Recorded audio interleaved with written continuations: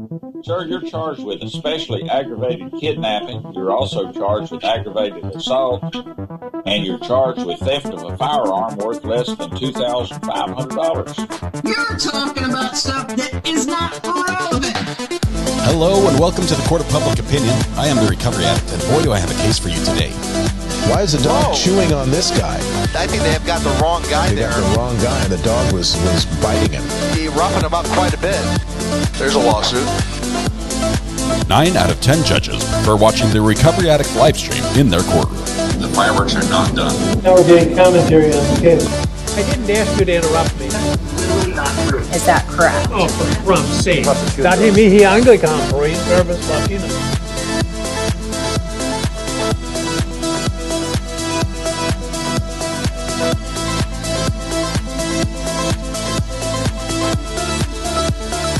All right, I don't know who was first. I have no idea who was first in chat. Welcome back to the Court of Public Opinion. I am the Recovery Addict. Sorry, I'm a little bit late. I got a package in the mail, and it has 150 feet of Ethernet cable.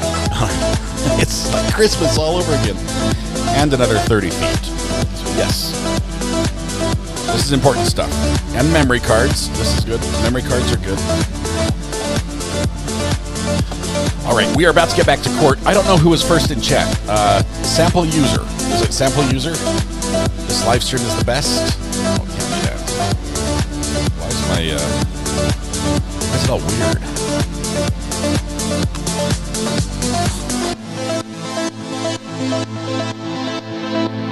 It was the Muffin Man. Let's see who was actually first. SNF in Texas. Thought it was SNF. Nobody wants to own the internet. Nobody's owning up. No one's owning up. Okay, chat is on the screen. I've got to fix that. I'll put it on the screen. Sorry. Get my chair tucked in here. Sitting at my standing desk today. Hope you guys had a great lunch. I had my kids came in. Do you want chicken strips for lunch? I'm like, yeah. They're like, yeah, we'll make them. And they got them out and they put them on the pan and everything, waiting for the oven to heat up. They forgot to turn the oven on. So they're cooking now. I had a quick macaroni and cheese lunch, which was delicious. SF in Texas, congratulations. We're going to say you were the winner in chat. The internet is all yours. People are outing you, so congratulations. Purple coconuts. Maybe might be able to help you a little bit, but congratulations and good riddance. Somebody has to take care of the internet. I think the winner should be picked by a randomly picked number, says Song Chef. We might change it up a little bit at some point. Well, we are waiting. We're trying to get back to court. Give me just a minute. We are still at lunch. So as things sit right now, this is our view. We get half a seal, which is what, like an otter? Is an otter half a seal? Anyway, there we go. We get half the seal. Looks like the judge is coming back. Might be starting any second now. It's been a little bit crazy. This trial has some interesting twists and turns. The restrictions that are placed on the prosecution are not bizarre. They're very thought out. My new best friend. You're welcome. But somebody's going to slip up. Somebody's going to mention that this defendant shot and killed his dad at some point in the trial. I can't see how we can get all the way through this trial without that coming out. And if they don't mention it, the jury is still going to have a massive question mark and like, why are you dancing around the issue? Who did he kill before? Why are we so carefully stepping around that? They can connect the dots for sure. Can you give an elevator pitch for the trial? I'm sort of trying, Kayla. We have a 17-year-old charged with the murder in his mom. And a short while ago, like not many years previously, he shot and killed his dad. That fact seems quite interesting to us, but the jury can't know that. And at least is not supposed to know that. If the prosecution accidentally says, killed his father, it will be instant mistrial. It will be start over, scratch it. We'll forget. It'll be this right here. Scratch all that. Oh, that was terrible. I apologize. Yeah, it would be a complete redo. If the defense, however, slips up and says father, killed his father or his dad or something like that, that opens the door. I think I'm about to catch a whooping. But it opens the door in a way that's so prejudicial. I know you can't cause your own mistrial, but wow, it seals his fate. Anyway, it's going to be interesting. I think it's a short case. It's not. It's a speedy trial. Because he's the guy. I don't think we're going to be here for weeks. I think it's only supposed to be just a few days. But wow, it's interesting, and we've got a little bit of courtroom drama. I don't think the prosecution and the defense are on good speaking terms, because we know that the defense was willing to stipulate to some of the facts about the father's death, but the state refused to accept their stipulation, and instead wanted to bring in, and did bring in, a witness from Oklahoma to testify on it. Here we go. We're back in Jaundice courtroom. Oh, and now we're gone. Somebody just sent me a video of Roaches fighting. I don't know who won. Is he only a child? He is legally, he is not 18 yet. He is not an adult. Why is my desk shorter now? Did somebody lower my desk during lunch? Going up. There we go. Okay, got some headroom. Wow. Oh, love this judge's voice. It's good. The audio is not terrible. It's not the best, but it's not terrible. Let's see. This kid doesn't need to be out and about with people. Does anyone know why he was supposed to have unalived him? I think it was an argument as well. I know self-defense, but was the dad proven abusive or something? That I don't know. What we do know, though, is that evidence in this case, which we're told we're going to see or hear, it includes ring camera, doorbell ring camera footage, which may include a confession of some sort about the Oklahoma killing. So Oklahoma, who had closed the investigation because they were not able to prove that it was not self-defense, suddenly pricks their ears up and said, "Say what? New evidence where?" And they're paying very close attention. And it may be that regardless of the outcome of this trial, Oklahoma says, okay, now we want our turn. And we might see another trial in Oklahoma for that. So I see a mistrial coming, says Tony. It's the barriers are narrow that they have to stay within. And it's just in that specific area that's the problem. I don't think anywhere else there's more of a chance of mistrial than any other case. But it's just that part about... Grady Judd called him out before the trial started. That sheriff has some amazing videos. He does not hold back at all. It's going to be a scary trial. The facts of the case are terrible. They're awful. This was a death that occurred. The murder weapon was the unaliving weapon, because murder has not been established. The killing weapon was a knife. And it was a clean through and through in the jugular trachea area, and then she literally bled out right there in that Florida condo. Was it the grandma's condo that they were in? I didn't understand exactly what happened there. Are we behind? Not anymore. We got caught up. We need to do a time to mistrial door opening contest, screeners. Last time I did a contest, I sent the award out, and it promptly got converted into memberships for you guys. So I guess we all won. Why does YouTube limit speech?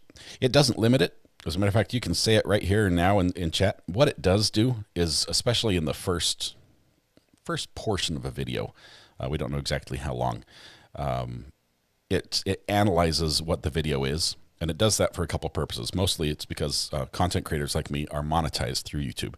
So we make a living doing YouTube videos. We only make a living doing that because YouTube pays us for our content. They say we like people watching YouTube.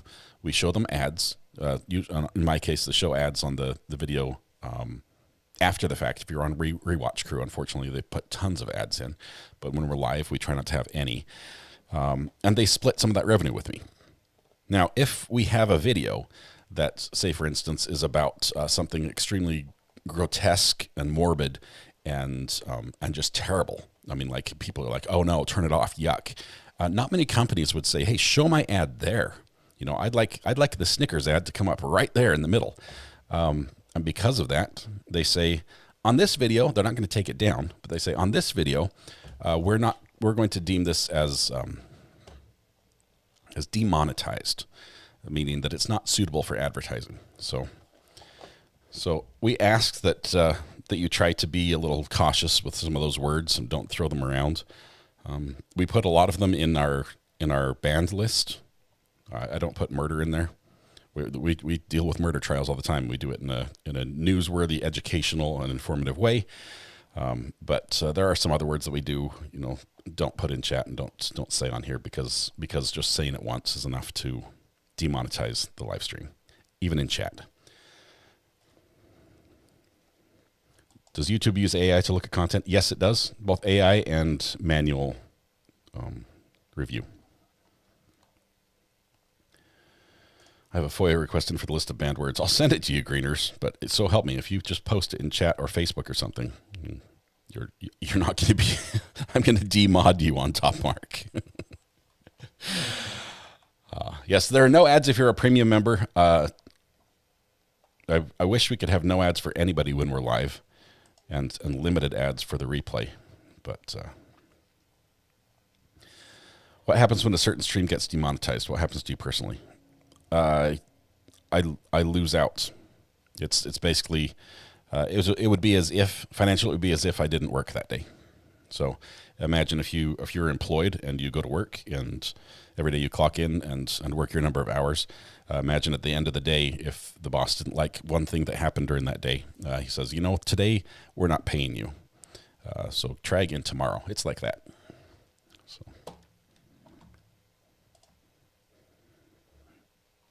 It doesn't happen often. Usually it does happen because of picture. It happens every time we show the ending to a police chase.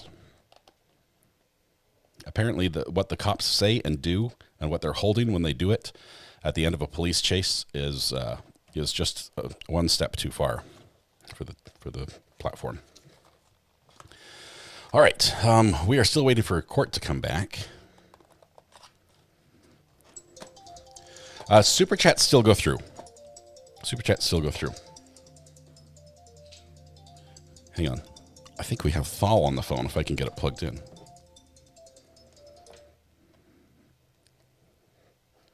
Thal. It is Thal. Thal, how are you doing, my friend? Pretty good. What are you doing? You're just sitting there. Start court already. Okay. Every time you call, court does start. So talk fast if you have something to say. Okay, well, I sent you the book. Okay, so awesome. It's in the mail. Awesome. And I just want you and all the chat to know that if you don't find the tiger to be the best picture, you're just wrong. Okay. You're just wrong. I'm excited to share this. This is your daughter's book. Her first published book, and she did the artwork and everything. You said it's in the mail coming to me. I will share it with everybody when it gets here. I love young artists. My child just discovered art yesterday. He's good for a 9-year-old for his first time he's ever held markers, but it's not Picasso or even Rembrandt or anything like that. So hope he's not watching right now. It's really good. I love it. That's awesome. I mean, he'll get there if he keeps practicing. But yeah, so my daughter is a heretic. Her favorite is the parrot, and my granddaughter is also a heretic because her favorite is the octopus. And so Grandpa says you're categorically wrong if you like anything but the tiger. That's just how it is. Yeah. Solid. All right, now we know the tiger is the winner. I'll show everyone the pictures, and I appreciate you being not hitting me with a copyright ban for showing the copyright book on the platform. When and since the artist is the illustrator is my daughter, you'll never be copyright struck for anything ever. So it's awesome. Because if she says anything like that to me, I'll ground her. So it's one of those things. I appreciate it. Thal, thank you very much. The judge is going to be back any second now. I think it's going to work. So I appreciate your call. Right on, brother. We'll see you, man. It's always good talking to you, bro. Yeah, thank you. We'll see you. Yep. Bye. All right, it's great to have a great promotion. Not a sponsor, although hopefully it does her channel or her book a little bit of good. Okay, I just plugged in 256 gigabytes of memory into our recorder here because these drives are not working. 2 terabyte Samsung drives, and it says they're not fast enough to record what I'm trying to record. I just don't get it. Okay.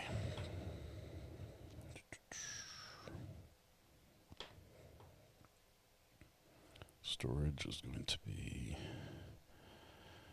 SD1.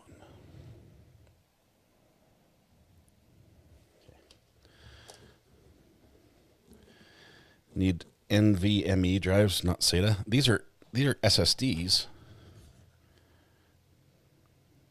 These are 870 EVOs. Samsung 2 terabyte 870 EVOs. SSDs.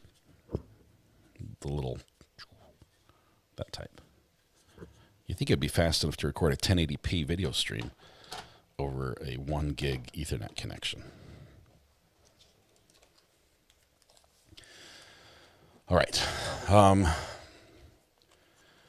Where are we? Also, if they're off Amazon, there's always a chance they're fake. I've been usually okay with Samsung stuff. They all came with, I mean, if they're fake, the packaging was very convincing with all the hologram seals and everything. They had believable holograms. Yep, they did.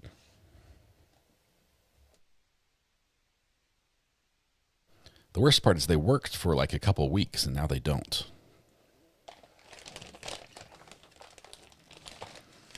In other news, while we're waiting for the judge, the cables that I bought today are going to be useful for from some software that I just got access to in beta. It's not released yet. It's not released. The manufacturer, I emailed the manufacturer and they just talked to me about what I was doing and what I wanted to do with it. And they opened up access to the beta software for me for a program called Hive, which lets me program my cameras here in my studio and send them out to, court cases or something for a court watcher to plug in. And maybe I'll send out with a Starlink and they'd be able to just sit outside, plug in the Starlink, plug in the camera, and it would just instantly connect to my live stream, and I could take it just like a source. I could do two-way communication. It's awesome. So it's all good. What brand camera did you buy recently? The Prime Zoom Bridge, full frame, etc.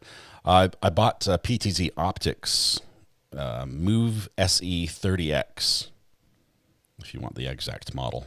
3rd generation. But that's not a SLR. The camera that I use, my main camera right here, is a Sony A6600 with a Sigma, I think it's a 16 millimeter prime lens, f1.4. Okay. Yes, Sinbad, that's the whole idea. I can control the camera from anywhere in the world, from my desk. With just as soon as it's plugged in, it just connects back. You don't have to do any programming or testing, whatever. It just works, and it only costs I think 2.5 cents a minute for it, which I think is worth it. Chris Wallace gifted a membership. Thank you very much. We're back on the record. Mr. Griffith is present with both lawyers. Mr. Levine is here for the state.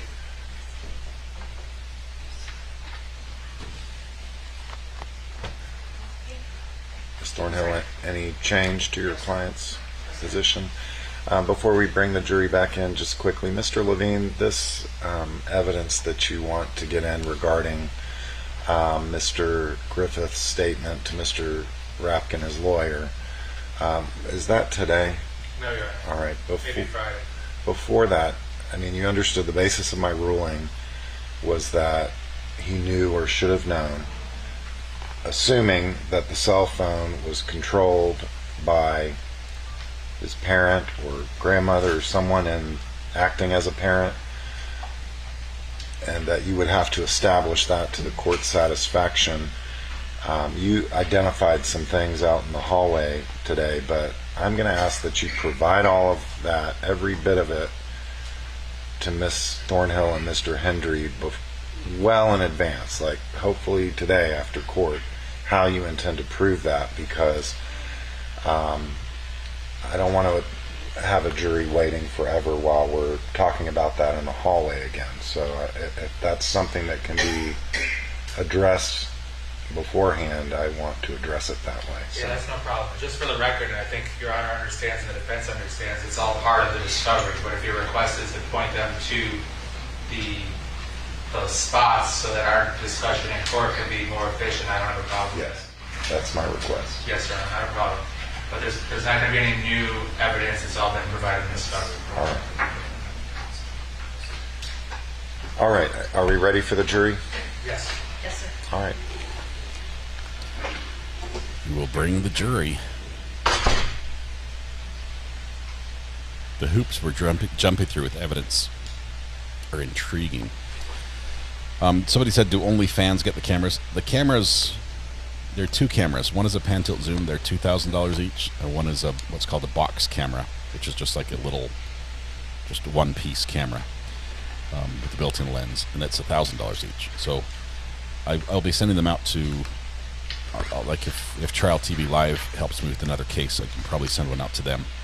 Because it takes a little bit of technical know-how and networking and stuff to be able to set it up.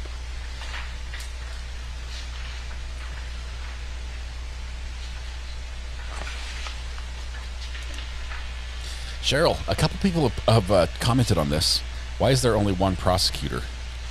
Usually it's a team, especially if it's a murder trial. Usually have a pair of people. I don't know why, or if it's just today that we just have one, or what. We'll just have to watch and see if a second person shows up. Maybe the other one was sick and they decided to go ahead anyway.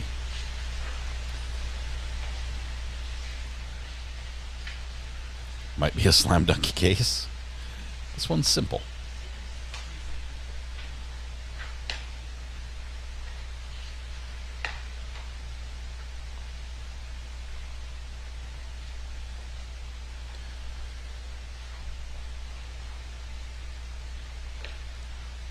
Sherry Cartwright, this is a family murder case where the defendant is charged with murdering his mom. The thing that makes this most interesting is he's 17, and just, like 2 years ago, he was arrested for murdering his dad, but not charged. But that case investigation has now been reopened in the state of Oklahoma because there may be new evidence that was found through this trial that may change the outcome of and Ms. Thornhill, just for the record, you provided me with an instruction regarding your client's absence that reads, Collin Griffith has elected to waive his presence in the courtroom during publication of this particular piece of evidence. Because they didn't have downstairs the evidence number. It's 165. But that's all you want me to say. Mr. Levine, any objection to that? No objection. You said 165? Yes.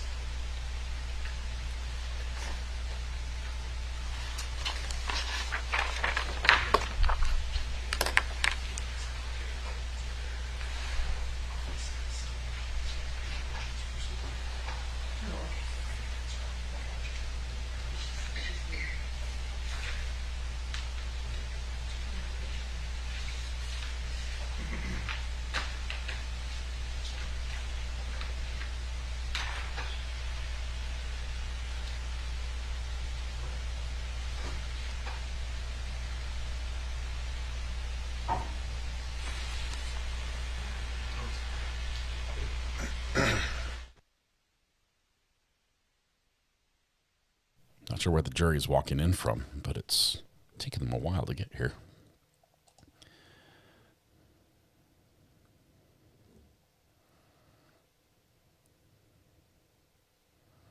Wonder why it reopened. Was it because he killed his mother? So many questions.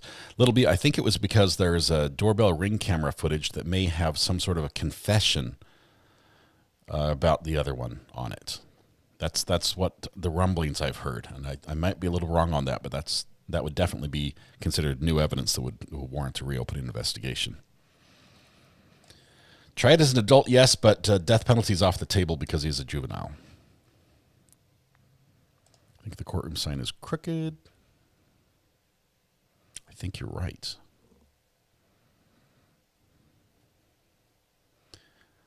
Great. Thank you for that. We're all going to see it that way for the rest of the time, Zibby. I hadn't noticed yet.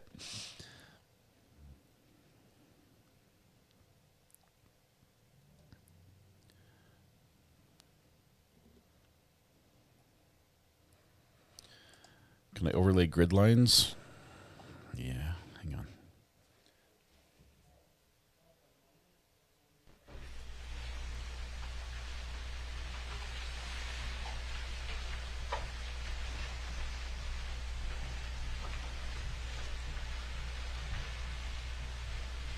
Only does thirds.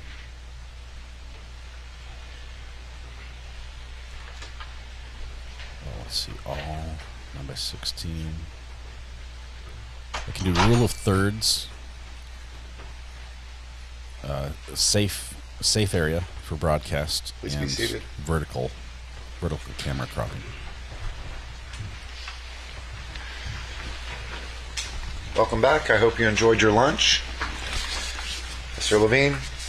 Your Honor, the state call is Sally Bell. Sally Bell?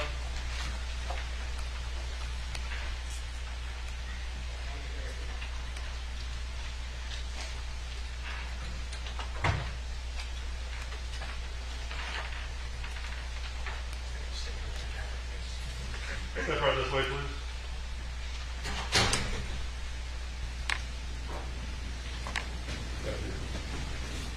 Stand here, raise your right hand, be sworn by the clerk. Do you solemnly swear or affirm that the testimony you give in this case will be the truth, the whole truth, and nothing but the truth? Yes.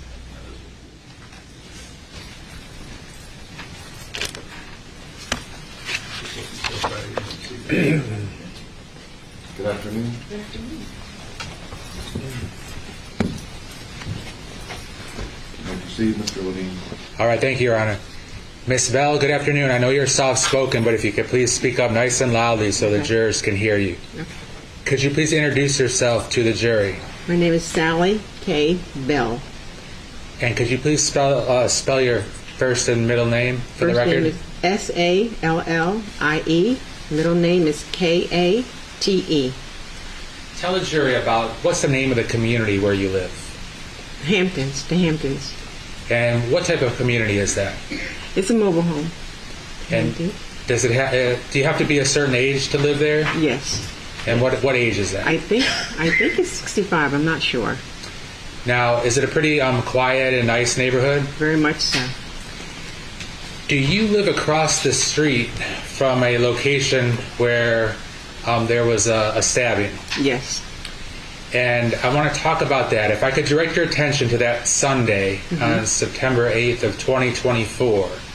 The person that lives at that house, do you know her? Susan Detman is her name? No, I've seen her, but I don't know her. Were you aware that she had a grandson? No. Now, let's talk specifically about that Sunday. Tell the jury, what were you doing on that day? Well, I was preparing to go to church. It was about 4:45, and I was putting my purse and everything on the coffee table, and I looked up and I saw the black car parked in the driveway, and a white car was in the road. All right, jurors, can you hear her? Yes. Okay. Now you mentioned that the time was about 4:45.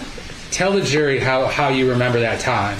Well, we go to church at 5:30, so we were getting up on the north side of Florida, up Florida Avenue, and so we always leave a little early to get there. All right. So around 4:45, which of the cars did you say was parked under the carport? The black car. All right. Did you see the white car arrive? I didn't see it arrive. No. All right. When you looked out your window and noticed the black car was in the carport and the white car was on the street, what did you see? What happened? Oh, the coming out of the house and all?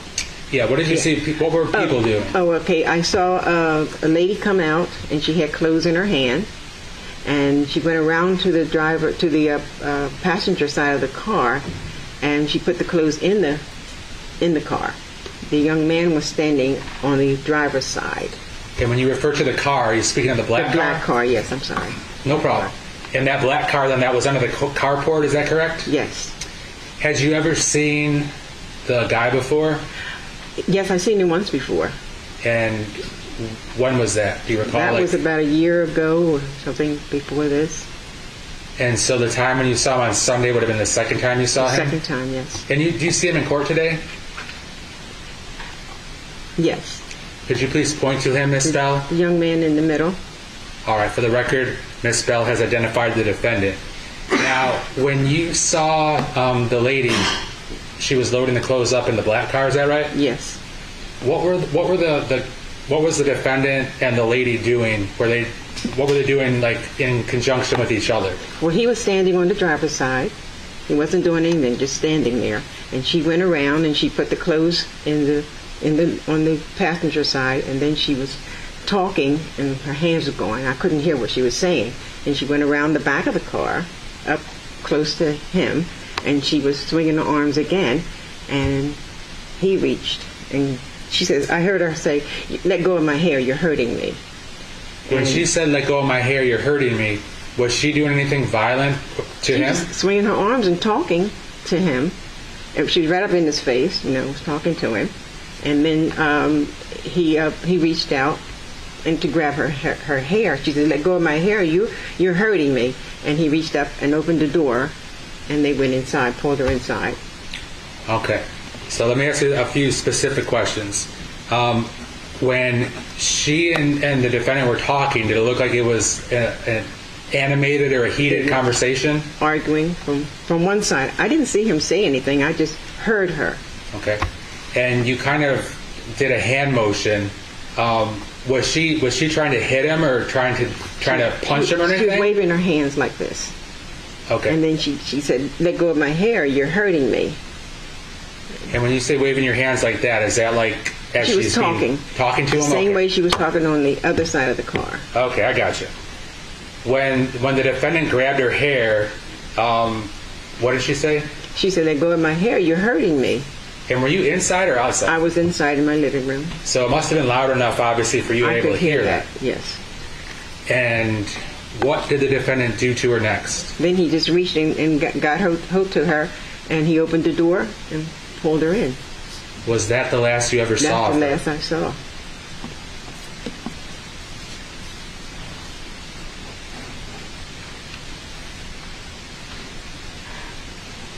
Now, did you end up going to church that evening? I did. And did you return to your house later that evening? I did. About what time did you get back, Miss Bell? About 6:30 or 6:45. And when you did return, was anything out of the ordinary going on? We couldn't turn into Hewlett Drive where we live, so we had to go all the way around the back and come in from the other way. And when we got there was a policeman saying that we couldn't come through that way. So we said, well, our house is right there. He said, okay. So he moved the police car, and we pulled in our driveway. Okay. Miss Bell, I don't have any other questions for you. Thank you. Cross-exam? Yes, Your Honor. Mr. Hendry?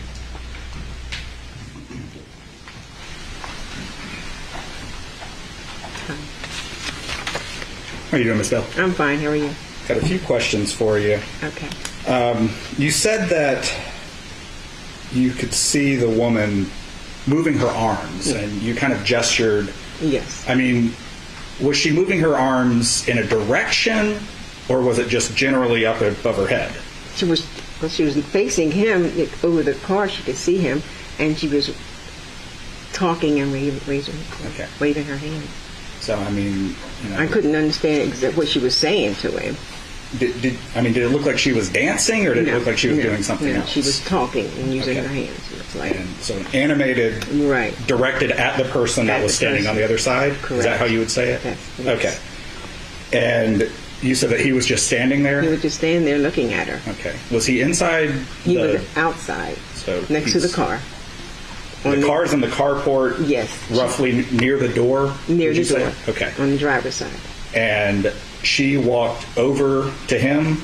She walked around the car to him. Okay. Now, can you hear any noise at this point? Not then, no. Okay. I just saw her walking. And about how long is this going on? I guess maybe about 10 minutes, maybe. I'm not sure. Okay, and you're watching it? I'm watching it. And you said that you and your husband were getting ready for church, Yeah, right? he was in the back room getting dressed. So he's not up there watching it with you? No. Okay. And then, so when the woman gets close to the man, she's still moving her hands? Still moving her hands. Okay. Yeah, And how far apart were they at They this were point? standing close. Okay. They were standing close. And was she moving her hands? He's close enough to touch her at some He's point. close enough to touch her, yes. Okay. And he reaches out and touches her. You hear her Apparently say, by the hair, because she said, "Let go of my hair, you're hurting me." But could you see that?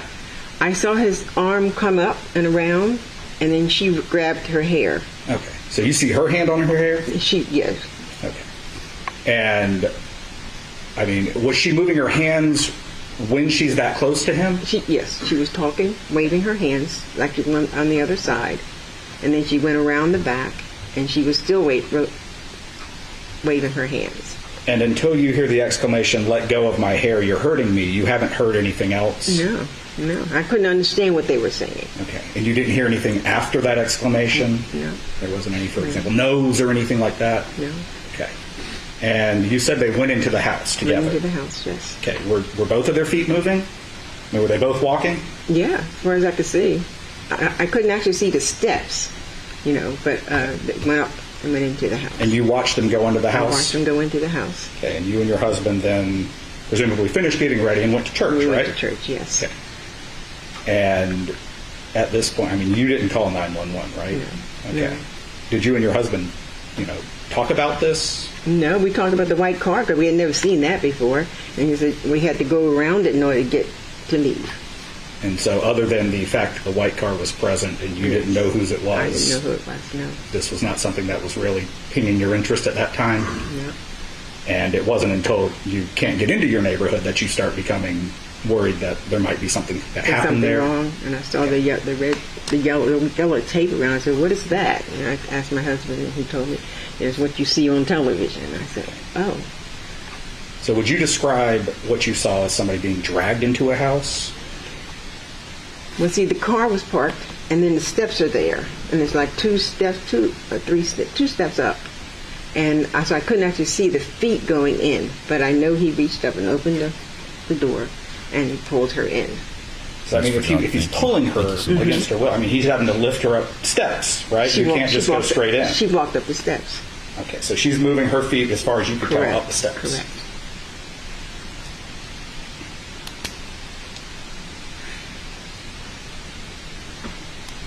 And other than the one other time you had seen the gentleman, no interactions with these people that you were aware of? He was there by himself the first time I saw him. Okay. And that black car, how long was it present across the street? Do you know? It came in late that night because when I went to bed, there was nothing in the driveway.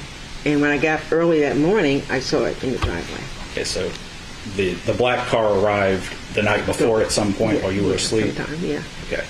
And you were home that day? Mm-hmm. And you never saw it move? No. Okay, you never saw anybody in and out of the house? No.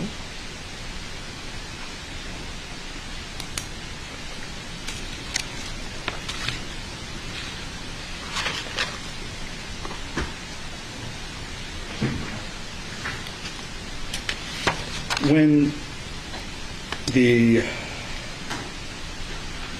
two people, the man that you've identified as sitting here at the table with us, did you see him in the yard at all? No. Next to the house, in front of the house? Just on the side of the car. And did you ever see the woman in the yard? I've never seen her before, no. Okay, so she was only, as far as you, from what you could see, it was just around that black car? Around the car. There was nothing out in the yard? No. Okay. But if she had come from the white car, then presumably she would have had to walk up that way? Okay. No further questions. Thank you. Redirect.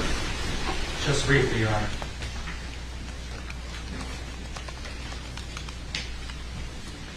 Now, Ms. Bell, when the defendant pulled the lady in to the house by her hair, were you still in the same vantage point, looking out the window? Yes. And I want to show you one photograph that has been already moved into evidence. previously, which is 167. Can you see that on your screen close by? We can have to lower it because some of the viewers Okay, I can see. Can you see it? Yes. Now, Miss Bell, I'm going to point to what I believe is the house where the stabbing happened, but correct me if I'm wrong. Can you see where I'm pointing? Is that the house? Actually, I'll come to your screen too. Yeah, because I.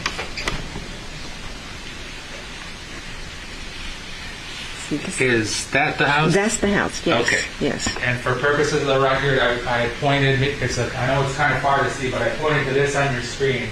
So. That's. All right. Very good. Now, which is your house? Is your house this one? No.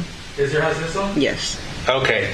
So, and your window, I assume, is at the front of the house. Is that right? Yes. Okay. So you have a pretty good view, angle-wise. Is that correct? Correct. All right.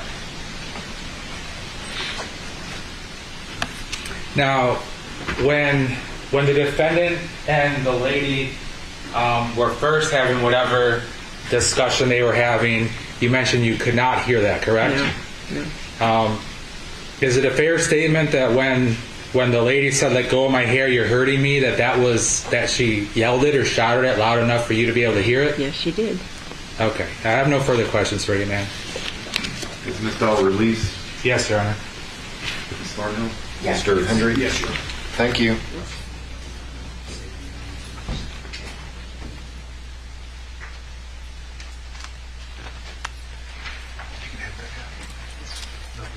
Next witness. The state calls Nancy Jones.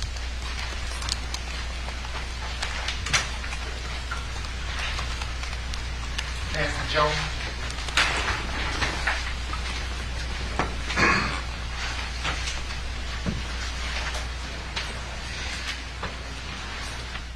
This way now.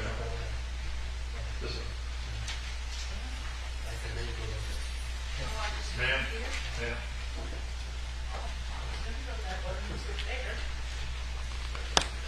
Step out of here to this line and raise your right hand. Have it close for you.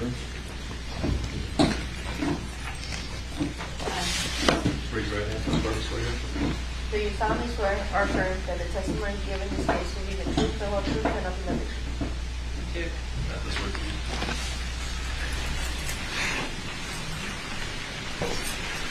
Just watch your step down. You got to see this here right now. Good afternoon, ma'am.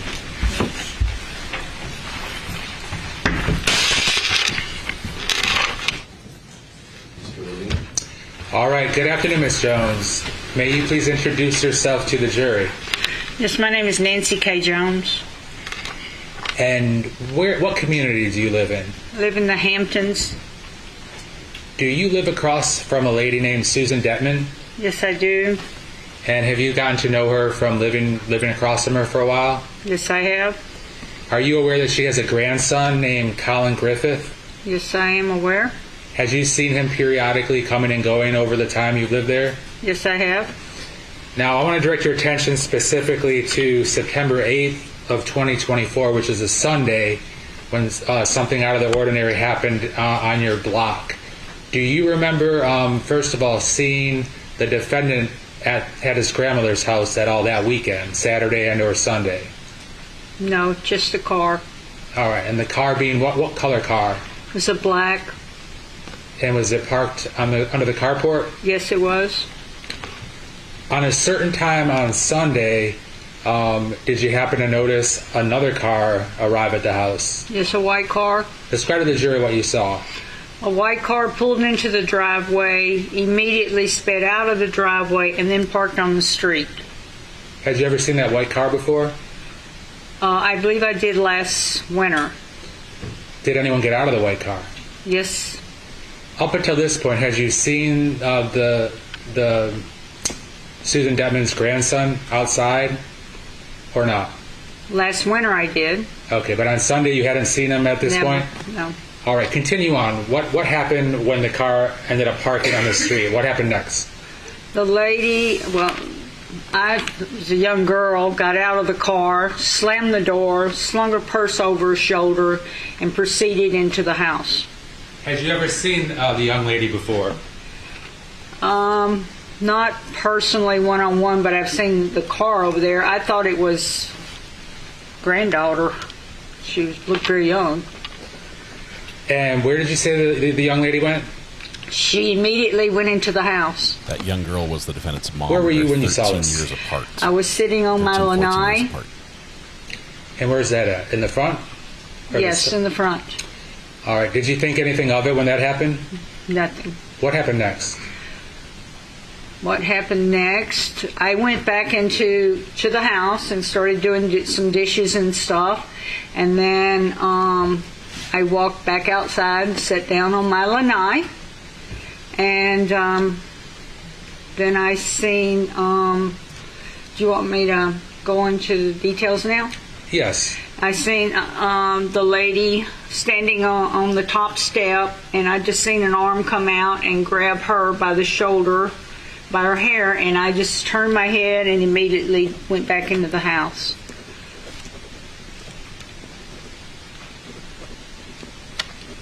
Did you see who the person was that grabbed her by the shoulder and the hair? No, never seen his face, never seen anything. All I seen was the shoulder and the hand come out. And then what happened after the person grabbed her shoulder and hair? I don't know. I went back into the house.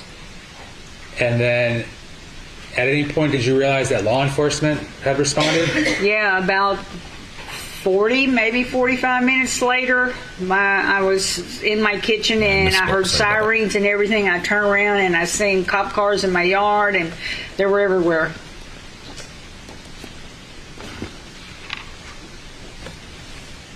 So besides the white car that pulled up, the only car that you had seen at the house was the black car, is that right? That was it. And I'm going to show you a picture. You can see it on the screen close to you. It's 167. And I wanted to know, can you see where... I don't know which is which. All right, no problem. That was going to be my question.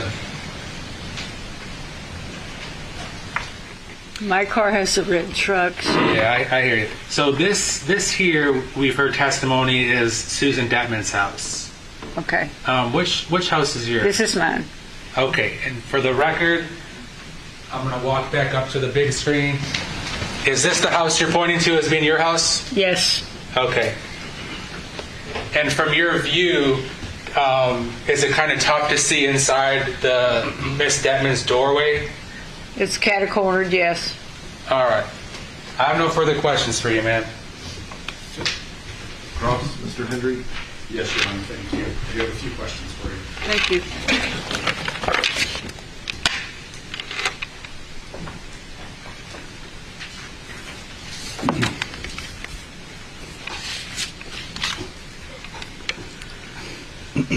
Ms. Jones, you said that you knew Miss Detman, correct? Very. She's been your neighbor? Okay. Yep. How long? I don't know how long she had been living there. It was probably 6 months. Okay. And you had previously seen her grandson at the house? Last February, I believe it was. Okay. How many times had you seen him before?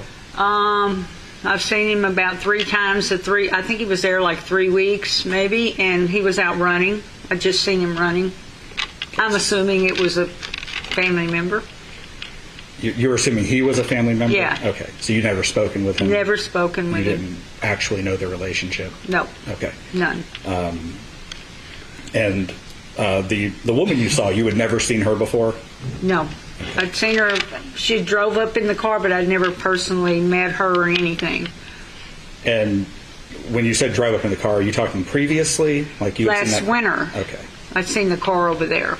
Now, on September 8th, when you see that white car arrive, you described that you saw it speeding out of the driveway. Yeah. Is that like tires screeching in reverse? She was, yeah, kind of. She was angry.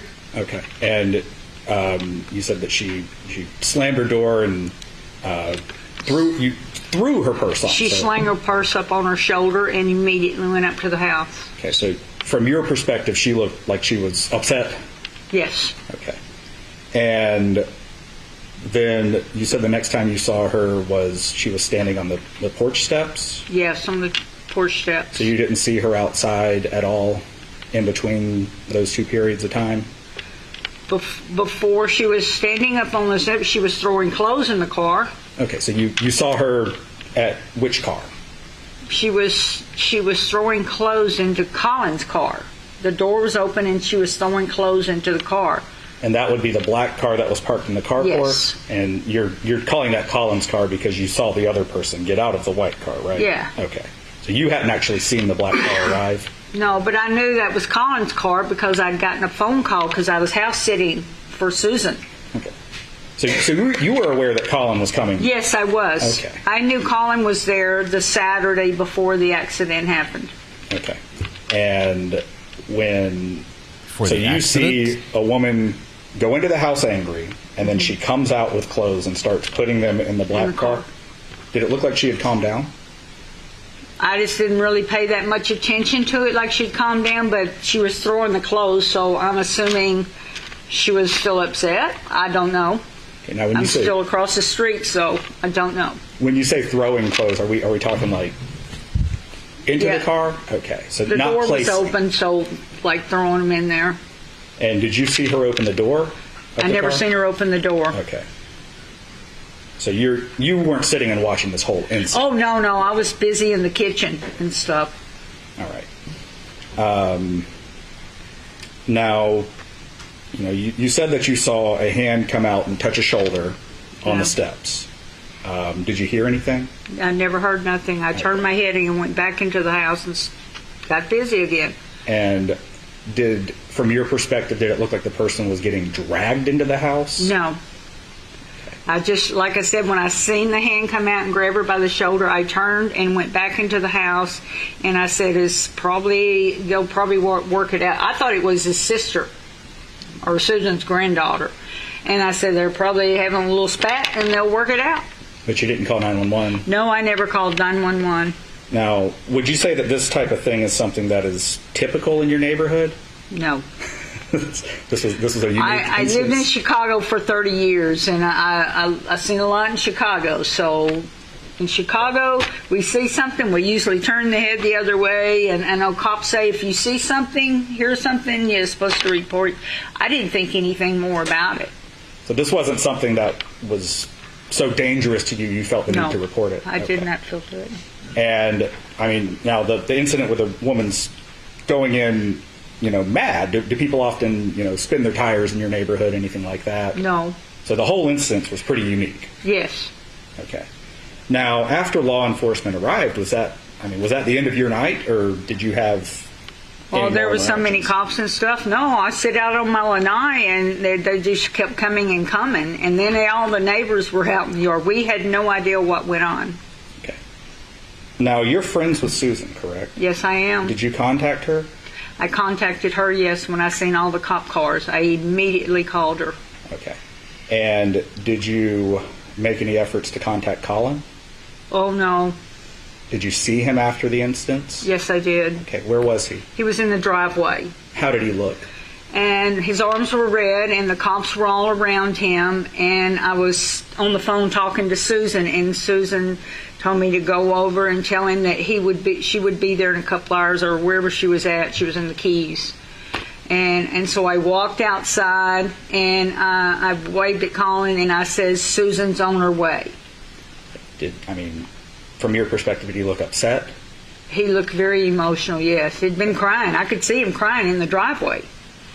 So you could tell his face was red? Oh, yeah. He was an emotional wreck. Okay. But I did not know what happened.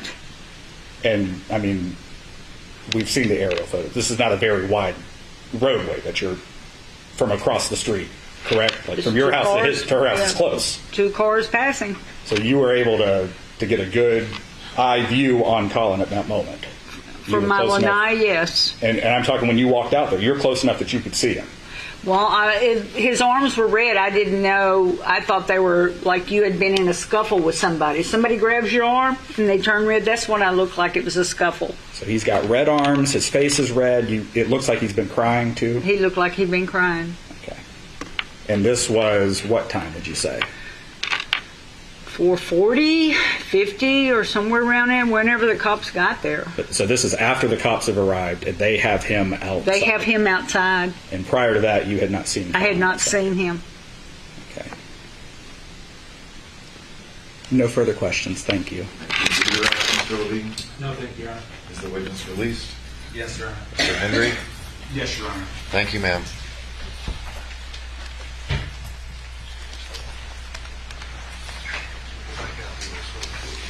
This way? Yes. Next witness, Mr. Levine. Your Honor, this time the state will be playing state exhibits. So now the defendant's going to leave. Has it been received? Doesn't want to be yet? here for No, this. Your Honor. I'm sorry, 165 is the, oh, yes. Are you offering states 165? Yes, sir. For the record, what is it?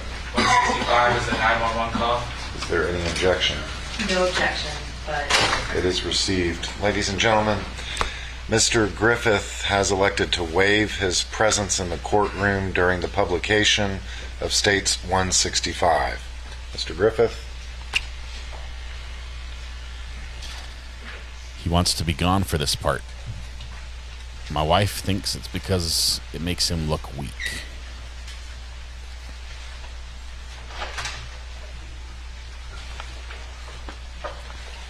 Mr. Levine, you may publish. All right, thank you, Your Honor. All right.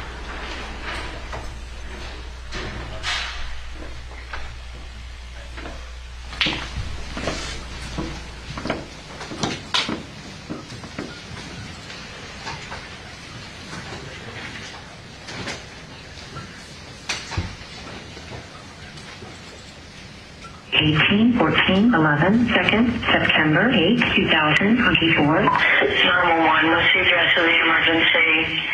Hampton in Florida. I don't know the fucking, I don't know the city address. My mom is talking to EMS now. She's bleeding out. Please help.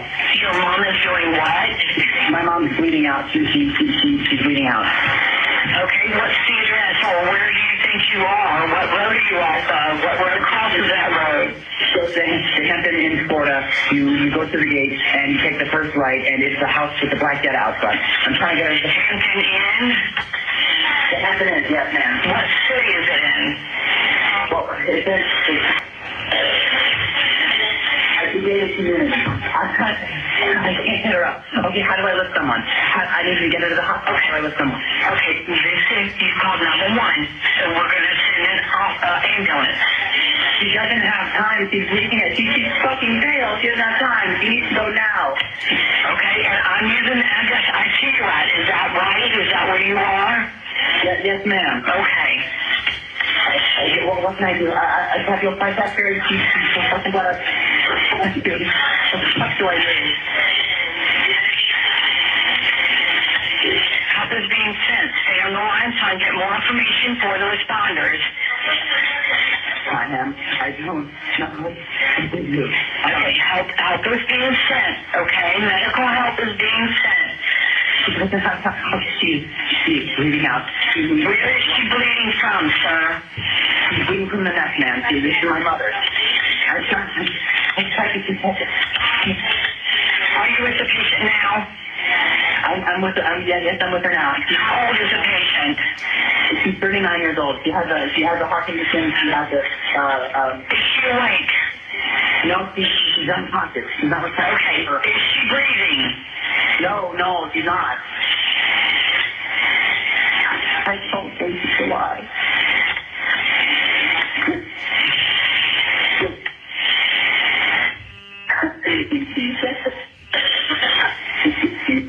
Okay, where is it? Okay, and you said neck.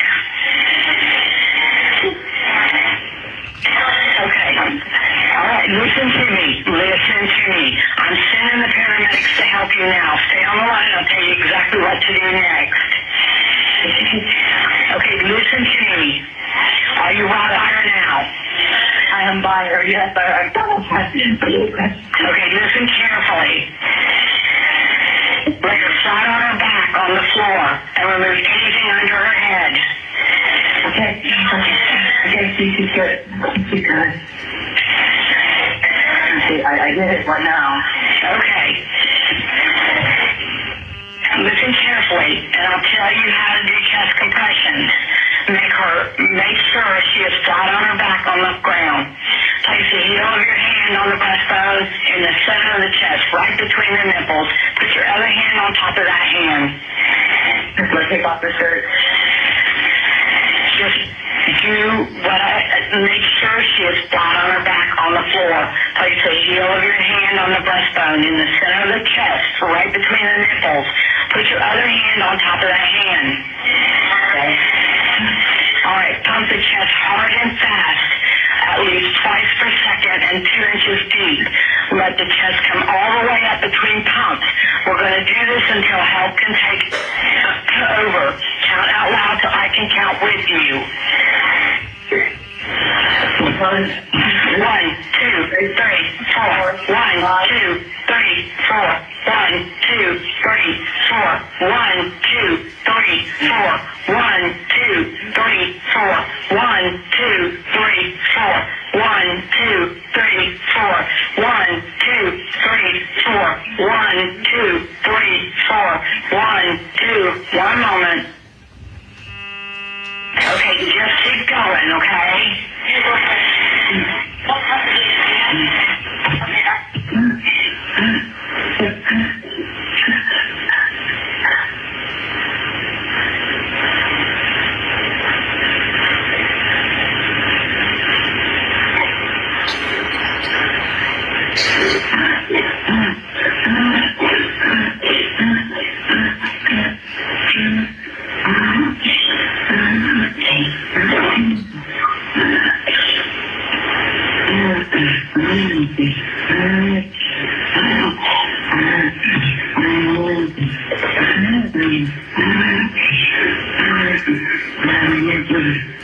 So listen, what caused the bleeding? Listen, what caused the bleeding? She got real tight and we went to use the knife and she fell on it.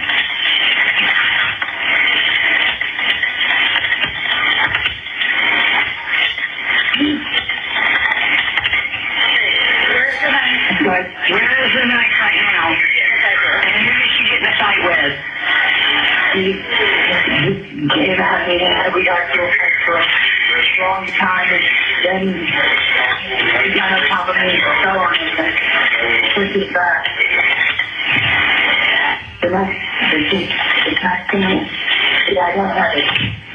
I'll put it across the floor. Where is the knife? I just put it across the floor right here. Is bleeding controlled? She stopped bleeding. No more blood coming out. She lost it.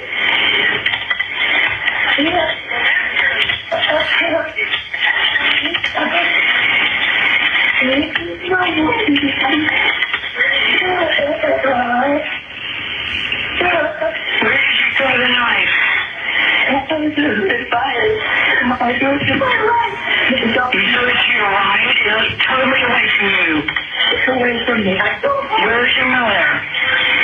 My mother. I'm trying to save her. Where are you? Where's her? Where are you? I was in the kitchen, in the house, and the door is unlocked. Okay, you're with your mother, correct?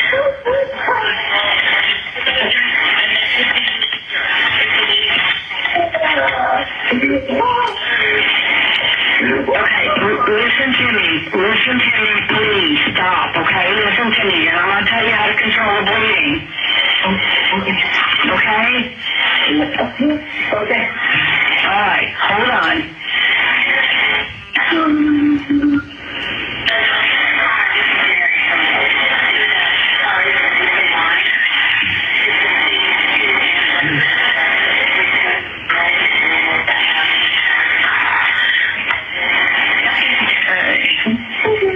Ma'am.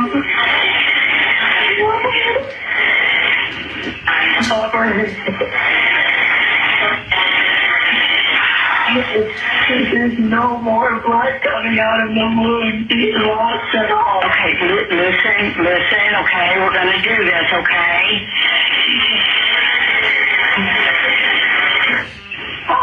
Okay,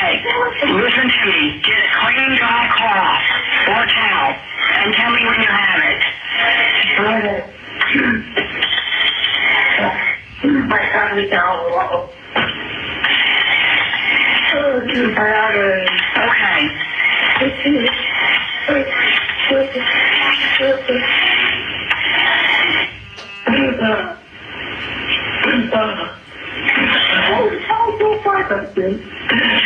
the blood spurting or pouring out? No.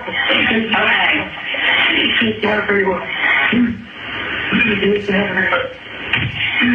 No more. All right. Does she have a bleeding disorder or is she normally on blood thinners? No. Okay. I'm sending the paramedics to help you now. Stay on the line. I'll tell you exactly what to do next. Okay.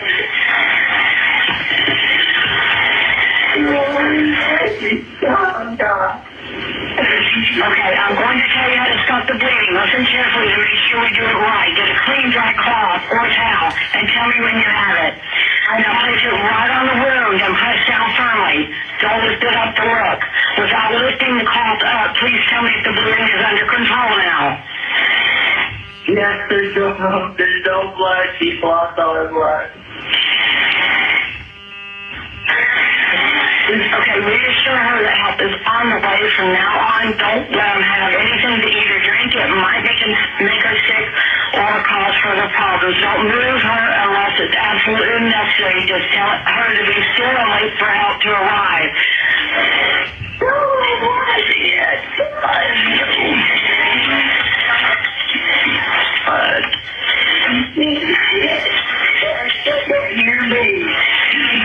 Okay, listen to me, okay?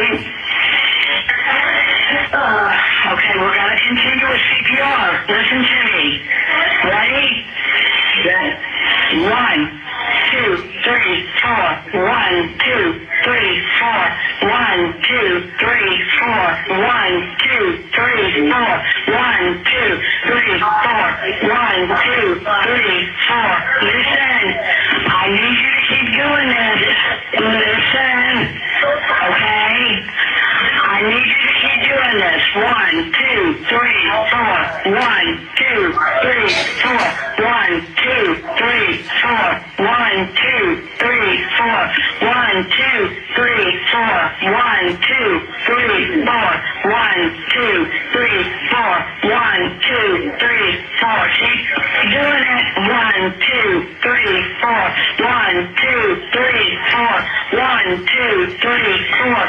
1, 2, 3, 4. 1, 2, 3, 4. Are they there? 1, 2, 3, 4. 1, 2, 3, 4. 1, 2, 3, 4. 1, 2, 3, 4. 1, 2, 3, 4. Are they inside?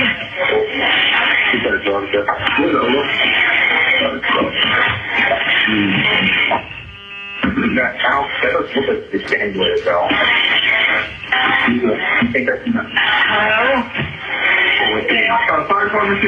Okay, thank you. Thank you.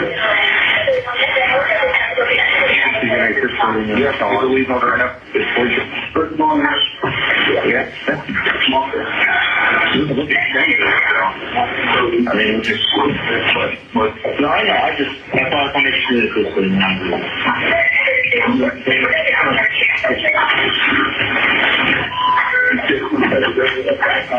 Hold up on that.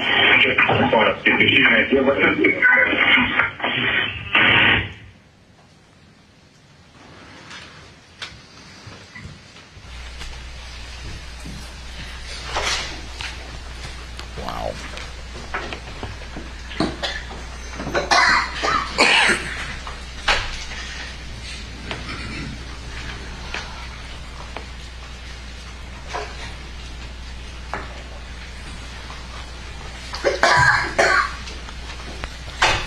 Mr. Griffith has returned. Mr. Levine. All right, thank you, Your Honor. The State calls Deputy Alexander Walker. Deputy Alexander Walker.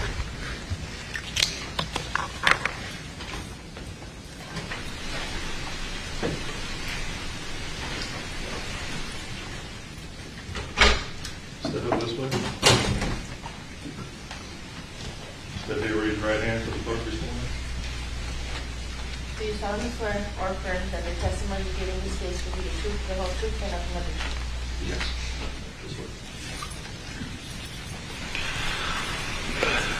Step going up in the signature. Good afternoon. Good afternoon. Mr. Logan, you may proceed. Thank you, Your Honor.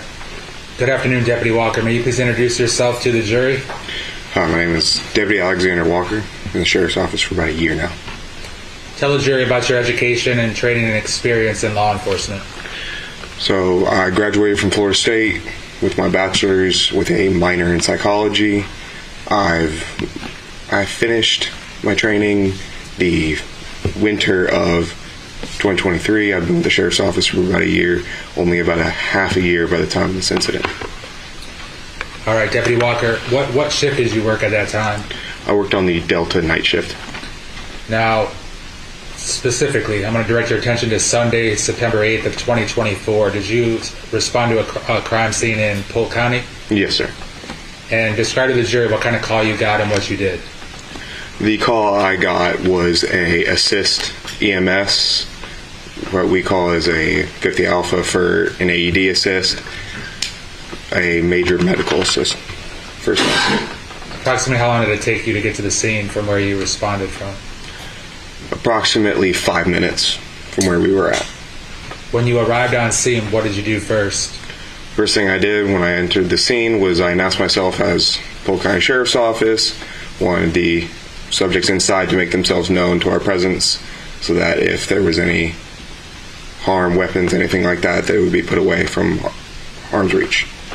Did you go in by yourself? No, sir. Who did you go in with? I went in with Deputy Sheriff Pibernick. And when you announce your presence, do you do that loudly? Do you shout it? Yes, sir. So anybody within the household that's alive would be able to hear it? Yes, sir. Now, as you enter, did you enter the door by the carport? Yes, sir.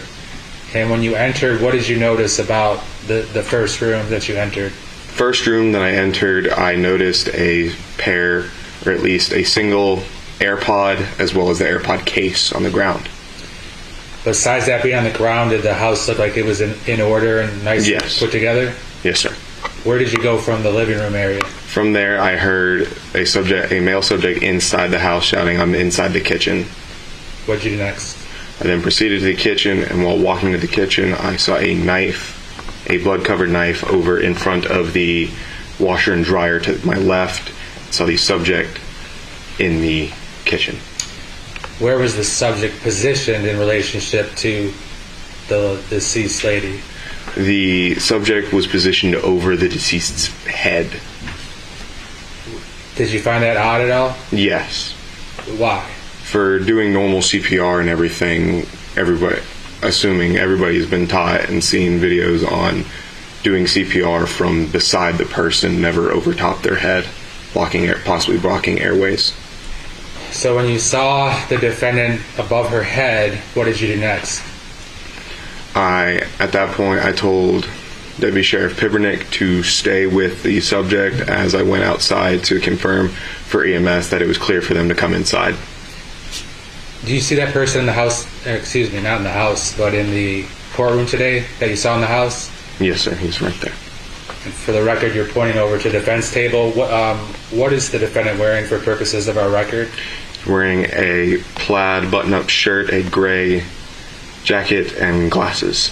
For the record, Deputy Walker has identified the defendant. Do you recall, Deputy, was the defendant wearing a shirt at that time? No, sir. So no shirt? No shirt. And did he have on a black pair of shorts and black shoes? Yes, sir. Did you notice any blood on his body? None on his torso and none on his upper arms. It was only on his hands and forearms. What happened next? At that point, I began to secure the scene by putting crime scene tape around it, and after I was done with that, I was just waiting with Pibernick and waiting for supervision as well. Did you see anybody wash the blood off the defendant outside or EMS. inside or anywhere? EMS rinsed off his arms. And at whose request was that? I do not recall. Did you think that was a little out of the ordinary? Yes. If it were up to you, would a individual standing over a dead body be preserved in the manner in which you... Objection, Your Honor, almost for speculation. He's only on the job for 6 months. Deputy Walker, as I was saying, if it were up to you and your duties and responsibilities and you come into contact with somebody who's over the top of a dead person, would you try to keep them in the same state in terms of not letting them wash their hands or not letting them destroy evidence or get rid of anything? Yes. Now, did Deputy Pippernick then take the defendant outside? Yes.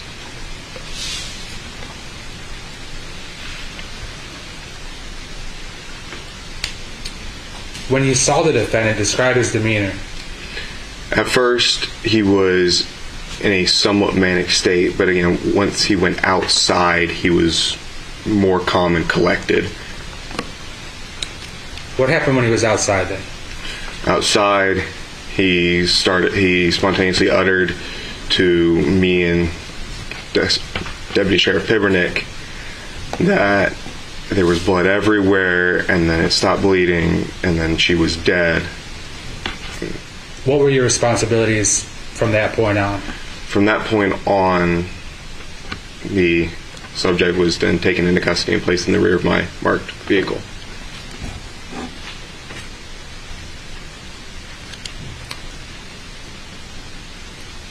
What was your opinion of the crime scene? Objection calls for speculation. Well, the question is unclear. Would you rephrase the question? Yes, Your Honor. While you were inside at the crime scene, did you have an opportunity to observe the rooms that you thought were relevant? You understand that one? Not really, no. All right, you described the living room. You described where you saw the defendant. Did you actually then go into the kitchen and see the scene in the kitchen? Yes. What did you see? In the kitchen, I saw a large pool of blood around the subject's head and neck area, as well as blood spatter going up the side of the cabinet. Did you move anything? Didn't move anything, no. And is that common to purposely not move things so that the integrity of the scene can be maintained? Yes, sir.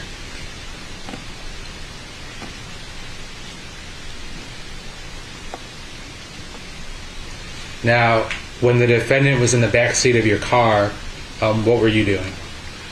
While he was in the back seat, I was in the front seat of my car, working on this report. And what was the defendant's demeanor like when he was in your car?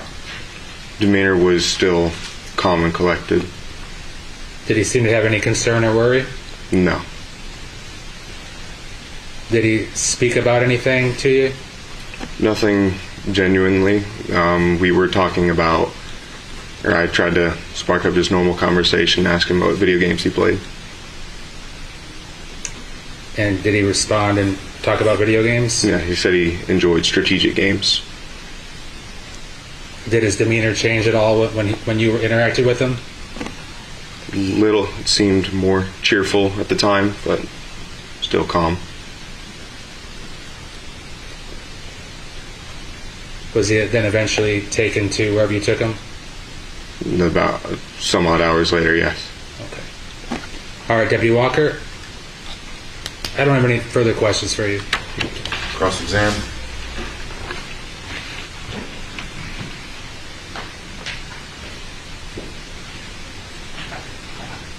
Deputy Walker, The blood going up the Miss side. Griffith was lying on the Upright, floor she was in stabbed between a kitchen island and a kitchen cabinet, correct? Yes, ma'am. Not a very wide space, was No. it? So really not any room for someone to be on the side of her to perform CPR, right? Yes. When you were talking to Collin, when he was in your car, you brought up video games, correct? Yes, ma'am. And you did that to try and distract him from what he had just seen and been through, right? No, ma'am. What were you doing talking to him about video games then? Just trying to have a normal conversation. A normal conversation with a child whose mom just died in front of him. Is that a yes? Yes, ma'am. Had you read him his Miranda warnings? No, ma'am. Any reason why not? No, ma'am. He was in your custody, correct? Yes, ma'am. Handcuffed? Yes, ma'am. Inside a car that he could not get out of? Yes, ma'am. And you started talking to him? Yes, ma'am. You know from your training that if you are going to talk to somebody who is under arrest, that you are required to read them their Miranda warnings, right? Yes, ma'am. That includes you have the right to remain silent. Anything you say can and will be used against you in a court of law. You have the right to an attorney, correct? And yes, it ma'am. goes on from there. But you did not read those to him. Yes, ma'am. Even though you were talking to him and asking him questions after you'd handcuffed him and put him in your car. Yes, ma'am. Did you get in trouble for violating your procedures? No, ma'am. Had you ever met Collin Griffith before this? No, ma'am. So you have no idea how he acts normally? No, ma'am. Have you ever had a parent die in front of you? No, ma'am. So you don't know how you would react No. when something like that happened, would you? No, ma'am. Have you listened to the 911 call in this case? Yes, ma'am. Okay. Well, what's your opinion of Collin's demeanor then? He wasn't calm and collected, was he? At the beginning, it sounded as if he was calm, and then towards whenever deputies arrived on scene, then he was more frantic. Okay, so the 9 or so minutes between the beginning and the end, do you think he was normal? At the beginning, yes, ma'am. Okay. I don't have any other questions. Redirect. Just briefly.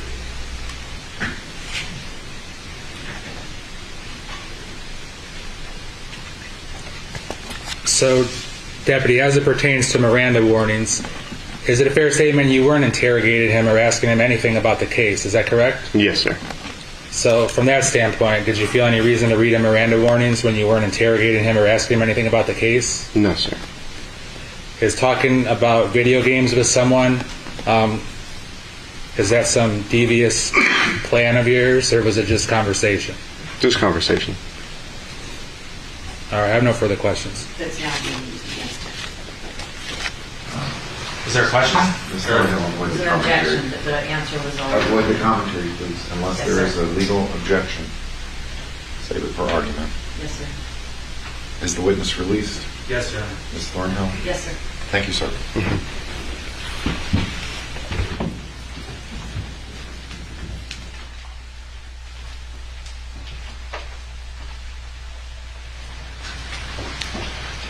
All right, folks, it's about 2:30. We'll take our mid-afternoon recess of 15 minutes. All rise, please.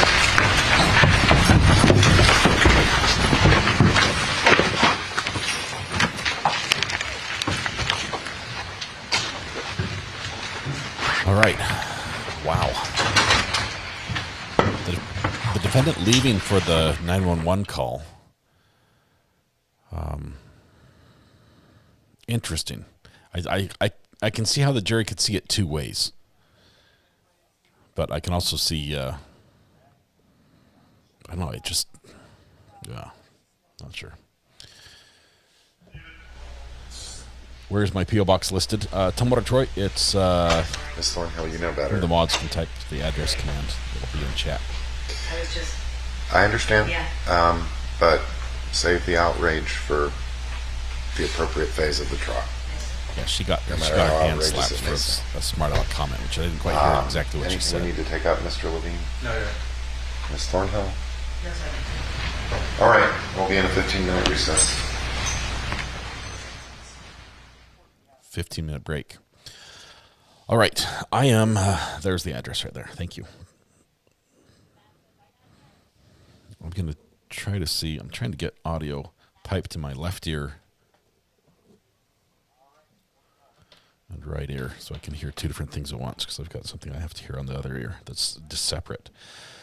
Little outrage. Yeah, a little outrage. I don't know what she said. It's now being used against him. Oh, yeah, that's commentary that's not cool. Don't do that. Yeah, I need to plug in this other headset.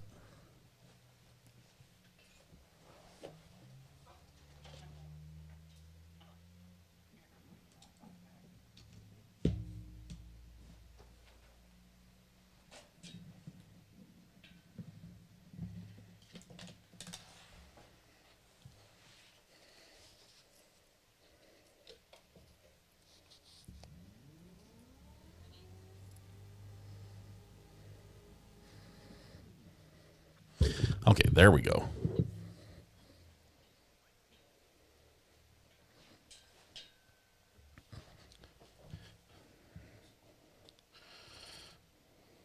Now I can put that over here. All right. She said now it's being used against him, which is just a commentary that's not appropriate for a lawyer to just chime in with in front of the jury. No commentary. Still have to go taller. Hang on. Up we go. There we go.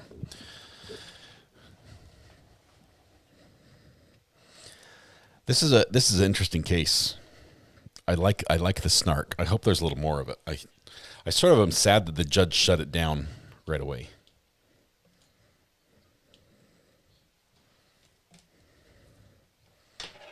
There we go. Get that out of the way. Same, liking it. Wasn't being used against him. Or did you remain silent? The Miranda thing was a non-issue. Asking him if he likes playing video games is, even though it was used against him in court, which is sort of funny. I would have said, don't talk about that in court. Don't ask him about what he said. But who says I guess some lawyers never learn? I think she said it was beyond being detained.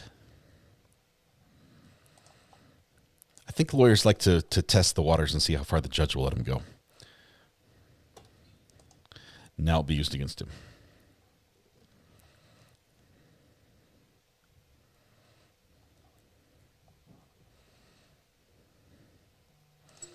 His comments. Oh, I've got a spam call.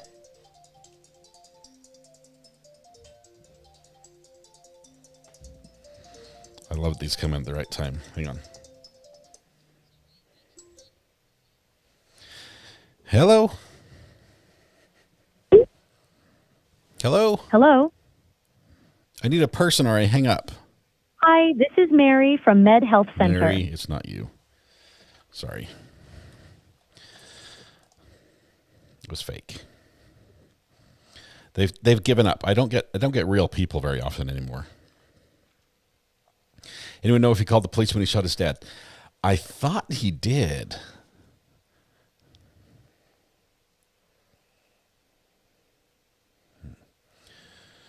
It's not our Mary. No, not our Mary. It's a fake Mary.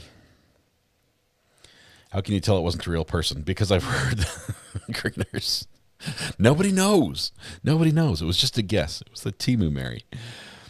Did you announce the button winner? We did. We did, and we sent the prize out. The correct number was 1,154. The correct guess, or the closest guess, was 1,155.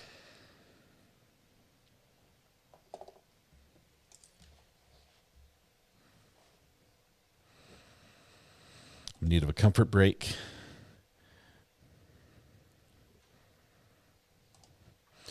Larly Annie says she's going to give more gifted memberships if we can get to 1,000 likes in the next 7 minutes. So if you would like a gifted membership, make sure you click the like button. Or if you'd like to see someone else win a gifted membership, click the like button as well. Because right now, I show we're at 578. We've got a little bit of time. Do you think they might reopen the dad's case? Yes. As a matter of fact, it is open now. It has been reopened.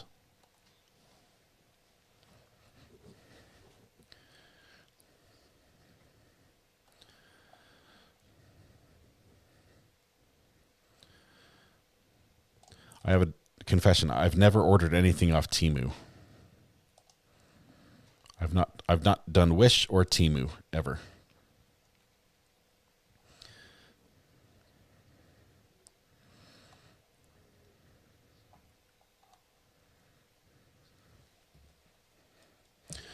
Oh man. Let's see. LAW.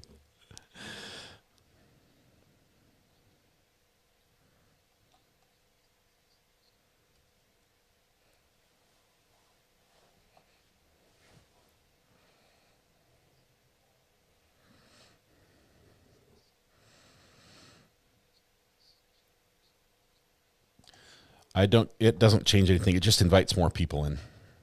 I don't get paid for likes.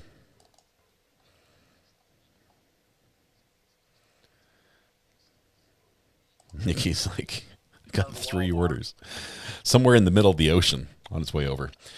Kathy, you did miss the verdict in the other trial, in the Natalie Cochran trial. I won't spoil it for you unless you want to, unless you want me to. Jaina, that's one that's a little too spicy. It's got like all sorts of affairs and stuff going on in that one. So that one's a little much. We're probably not going to follow that one. After this one, we might jump back and watch a different one. This should be a short trial, I think.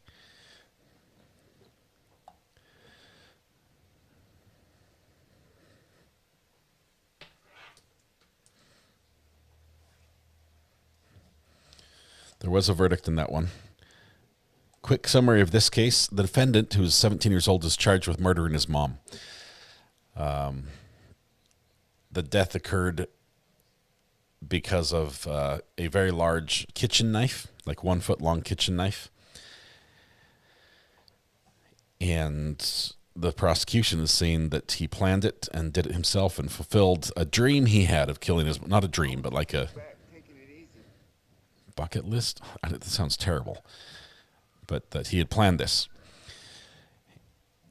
And he also happened to have killed his dad previously, which was originally ruled as self-defense or determined to be self-defense. All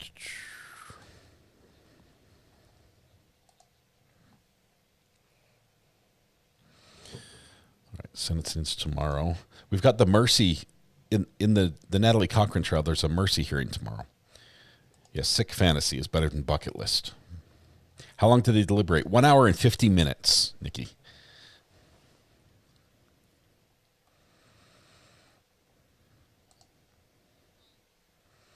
The jury does not know that it was his dad that he shot and killed. They know that there was someone that was shot and killed, and that it was shot once in the chest and once in the head, and that the defendant was the one who did it, and that he was arrested but not charged. That's all they know about that killing. Let's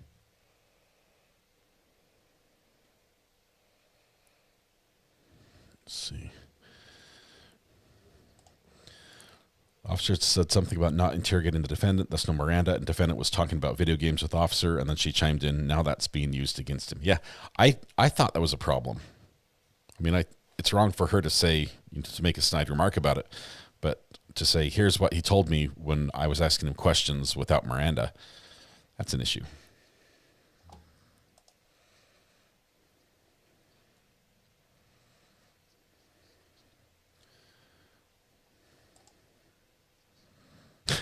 Adam. That's terrible. But yeah.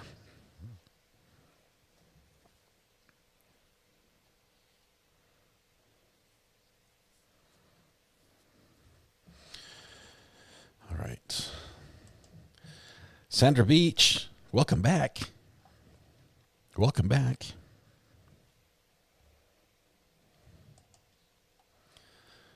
Someone's going to slip in this trial. By the slip we're talking about is mentioning her dad or his dad. Someone's going to say shot your father or shot his dad or killed both parents or some version of that. And if it happens on the prosecution's watch, it's most likely going to be a mistrial.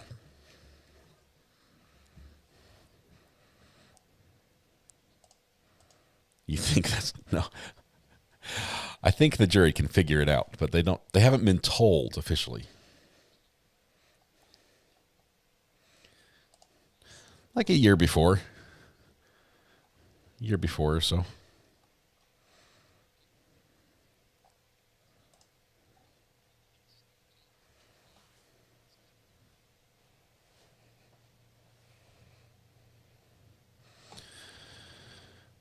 Let's see. Prosecutors say dad, then automatic mistrial. What do you guys think about the neighbor across the street that referred to the killing as the accident? I saw chat just went nuts, and like piqued my curiosity immediately. Is it possible that, living in the Hamptons, you don't want to admit that, hey, there's a murder right across the street? It's easier to say there was an accident. Or is it some sort of self-soothing to say, I saw the fight and didn't call police, but I didn't think it was serious because, it was just an accident. That's interesting. She did not say incident. She said accident.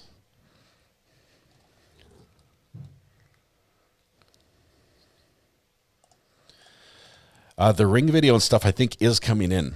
And some of that ring video specifically, I think, is what Oklahoma wants to look at as they reinvestigate. Open up that case.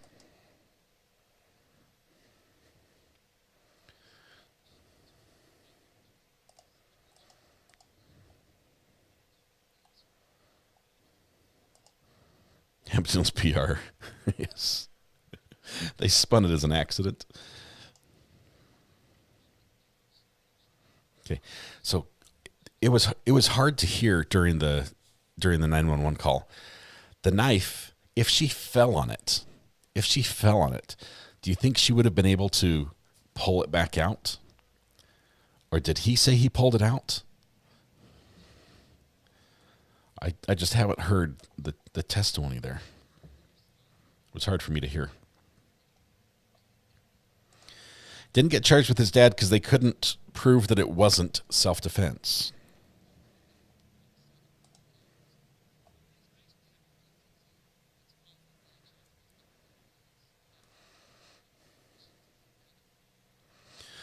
Not just that, the testimony we heard about the witness who arrived on the scene and testified to the blood splatter, the distribution of blood, said there was one, like a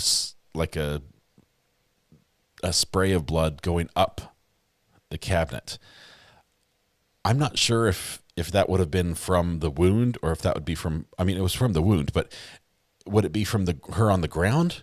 Or is it more likely that it happened where she was stabbed and then as the blood is exiting her body, she falls, and thus that's why it's so high, because it's all on the ground except for that. And it would be impossible. Oh, CPR could have done it.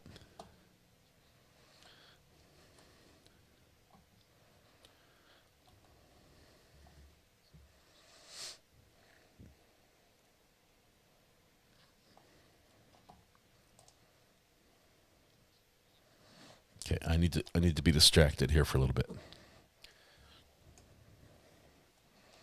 Hold tight.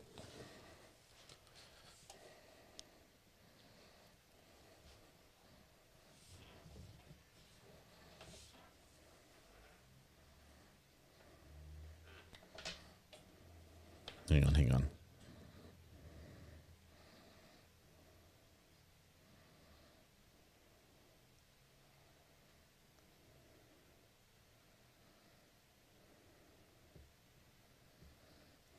Okay. 911 was hard to hear. I'm not sure if I want to go back and clean it back. If I clean it up, it'll be, it's terrible. The CPR, I didn't hear the dispatcher understand clearly what the wound was and where it was. And so it seemed like some of the advice that she was giving were not good. Okay. Let's see here. Hang on one second.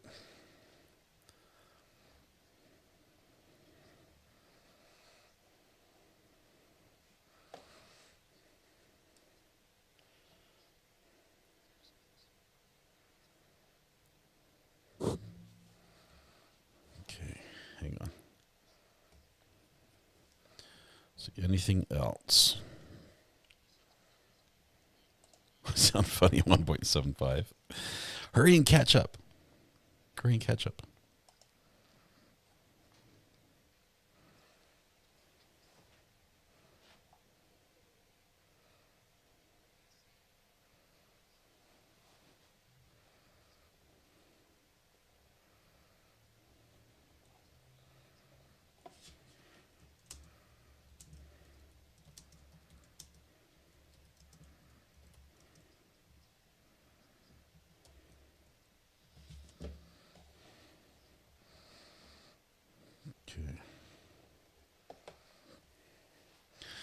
Can I slow my speech to confuse? No.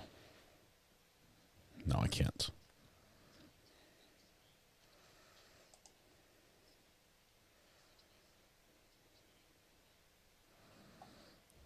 Okay. Hold off just a minute. I've got to focus on this for a minute.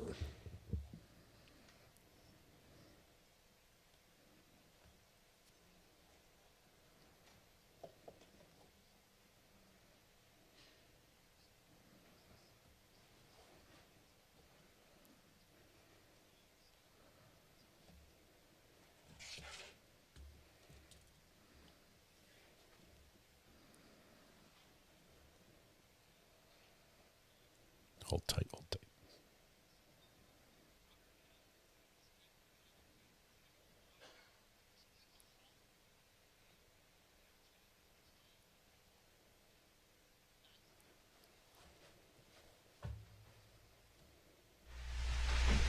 Judge is back. How many more? I have 3 more witnesses. Okay.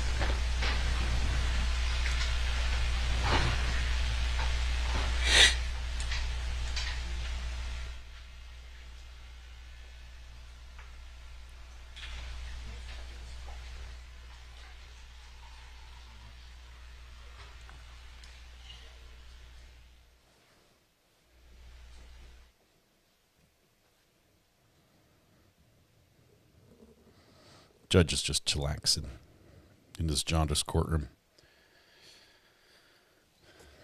Oh.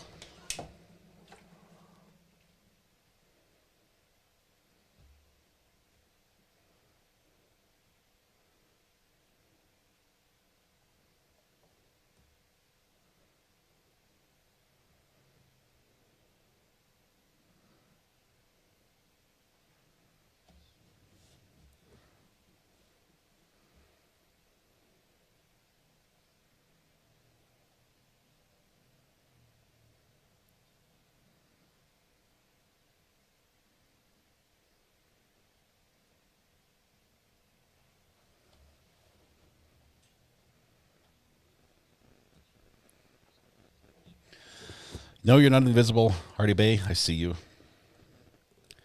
There's just no sound. We're just waiting for everyone to come back in. The judge is back.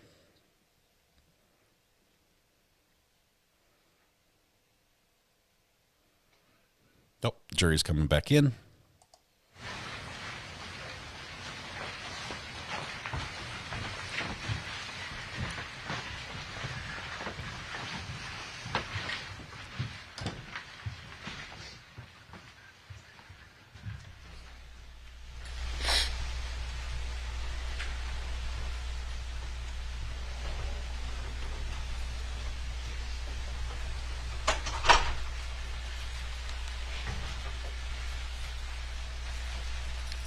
Please be seated.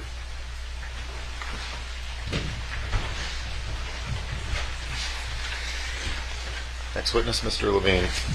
Your Honor, State College Deputy Anthony Pivernick.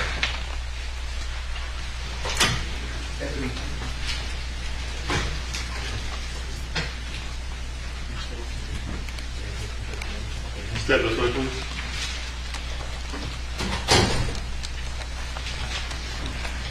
Stand right here, raise your right hand to the first word. Do you solemnly swear or affirm that the testimony you give in this case will be the truth, the whole truth, and nothing but the truth? This way, please. Go around what you said. Good afternoon, sir. Good afternoon. Yes, sir. Thank you, Your Honor. Hi there, Deputy. May you please introduce yourself to the jury and spell your name for the record? Yes, I am Deputy Pivernick with the Polk County Sheriff's Office, and you spell my last name as Pibernick. Why are they all so young? And tell the jury a little bit about your education, work experience, and training in law enforcement. So actually, right when I graduated high school, I signed up to join the academy to become a Polk County Sheriff. Then I attended Polk State College, and then graduated from Polk State College and got sworn in as a deputy. Do you work the road now? Yes, I do. And what shift do you work? I am currently TDY to BSI, but at that time, I was on Southwest Delta. And tell the jury about what BSI is. BSI is an unmarked unit, so we do anything as far as finding someone who's narcotics and all those other types of operations that we work on. All right, Deputy, I want to direct your attention to September 8th of 2024, Sunday evening. Did you get a call to respond to a location in Auburndale reference a stabbing victim? Yes. Tell the jury what you did.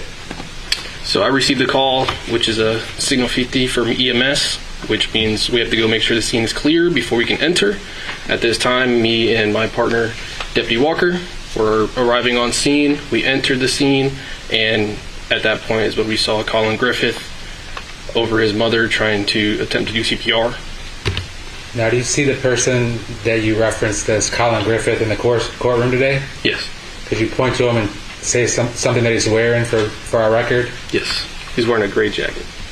Your Honor, let the record reflect the deputy has identified the defendant. Now, when you came into contact with the defendant, what did you do? I then walked him outside underneath the carport area right behind his vehicle. And were you and Deputy Walker the first two law enforcement responders? Yes. And did you both go in the house together? Yes. All right. Now,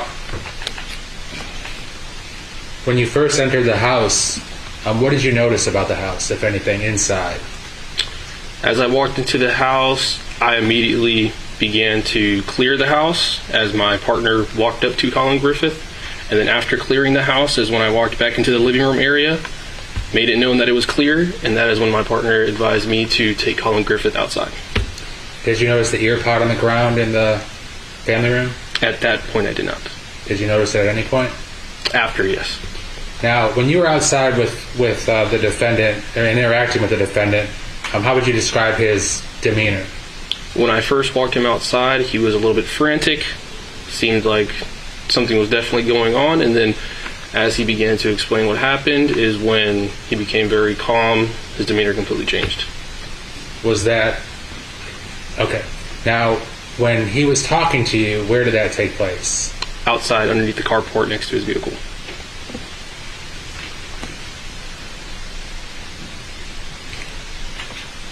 Now, did he explain to you or try to explain to you what happened? At one point he did. Did you write a report in this case? Yes. Explain to the jury how you document what the defendant said in this case.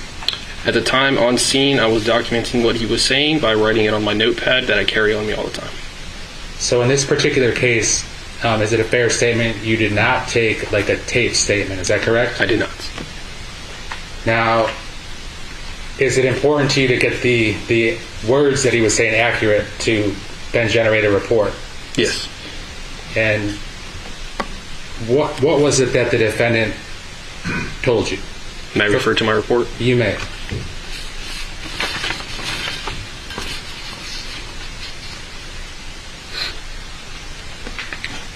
If it's of a length that you believe the most accurate way to state what he said is to read it, that would be acceptable under these circumstances. Yes, sir. We might need to do a sidebar. Correct.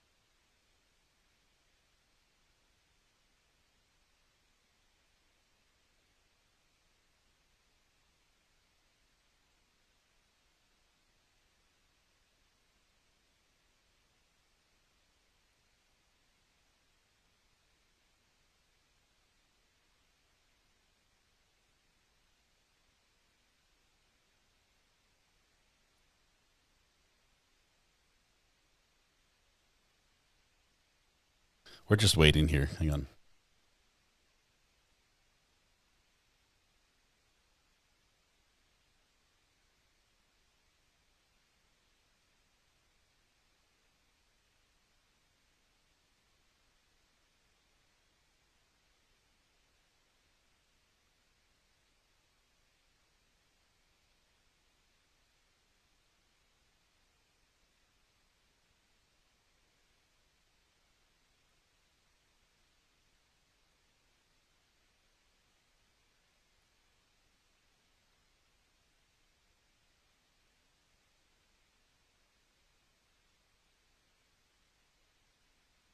Artie B.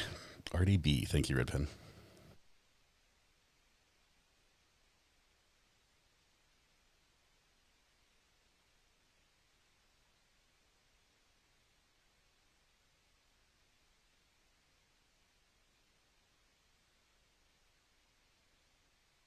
He's just refreshing his recollection, right?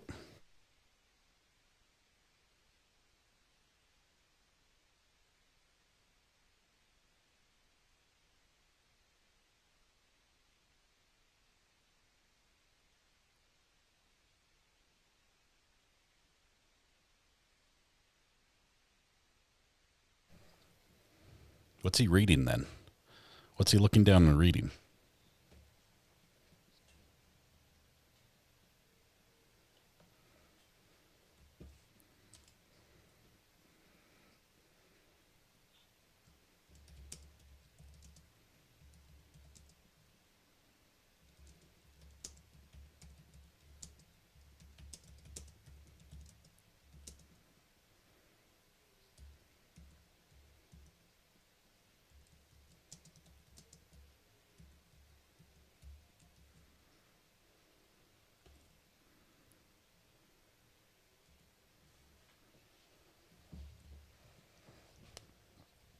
Okay. So sidebar, but she didn't say objection.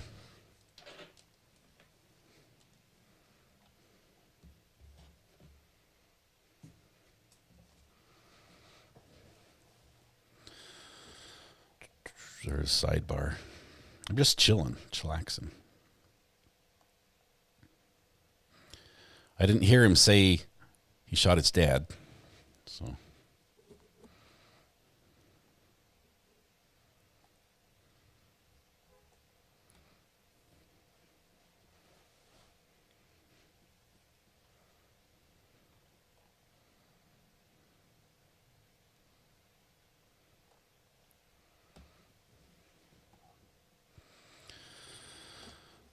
I'm not doom scrolling on TikTok.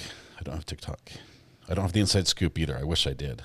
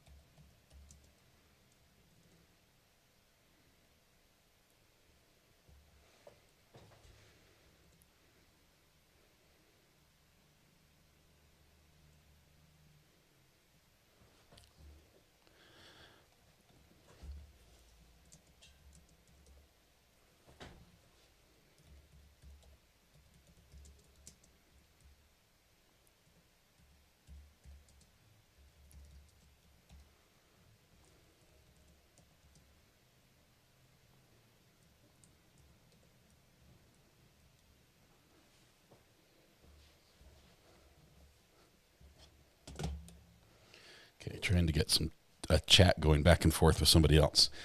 All right. We're just waiting. We're just chilling out, guys. Silence in the courtroom. Nobody's talking. There's a sidebar going on. I'm a little bit distracted because I'm listening to something else in my ear. Shout out PTZ Optics. We're just waiting for... waiting for this to be done.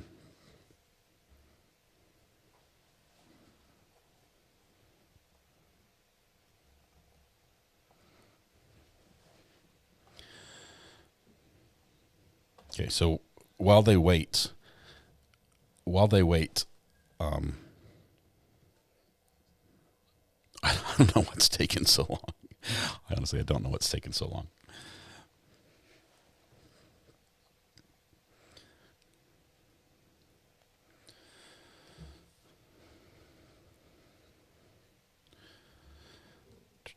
I'm not buying that you kill both your parents accidentally on separate occasions. It's a bit of a tough sell.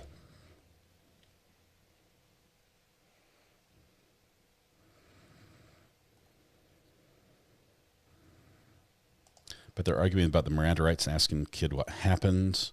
He was a first responder to the scene, so that's a good choice. I'm curious as to why there are so many young police officers. That seems like a lot. It seems like a lot. Is there that much turnover? Okay, somebody's stream sniping me while I'm watching. So it's crazy. Shout out to PTZ Optics as they're listening right now. They just in chat. They make the cameras that I'm buying, and they make the new software that I'm going to be implementing into the live streams. So I've got their live stream going in my ear, and they're watching my live stream as well, which is sort of funny. So there we go. All right. It's funny. It's nerd stuff in my ear, but I love it because it's camera stuff, which is really cool. All right. Sidebar is going to continue for a while. I think at this point, usually if it's something this serious, they just kick the jury out and just have an open discussion, because sidebar whispering, nice and quiet, so nobody can hear you, is not a good way to have a in-depth discussion. So hopefully the jury gets kicked out here, and we might get to hear a little bit about what's happening. So, hey, there's PTZ Optics. That's awesome. Appreciate them. They make some cool stuff. I was full confession. I was trying to win a camera. That they were giving away. It's one of those pan tilt zoom cameras, just like the one I've got. But a free one is a lot better than spending a lot of money on one. So they've exceeded the time limit for a sidebar. Donna, here we go. We're back.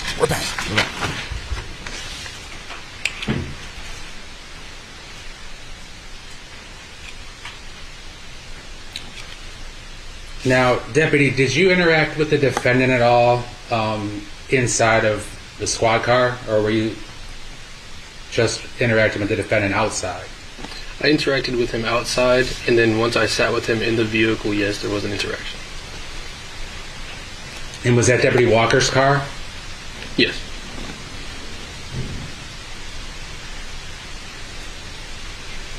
If I may have a brief moment, Your Honor. Thank you.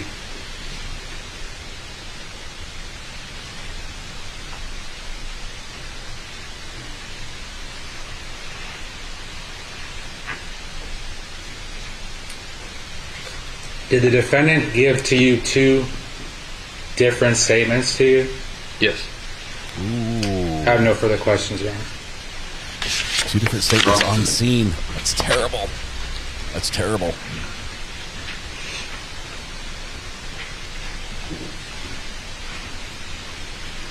Deputy Burdick, do you have any recording devices either on your person with all the gear you have, or in your car as you're on patrol?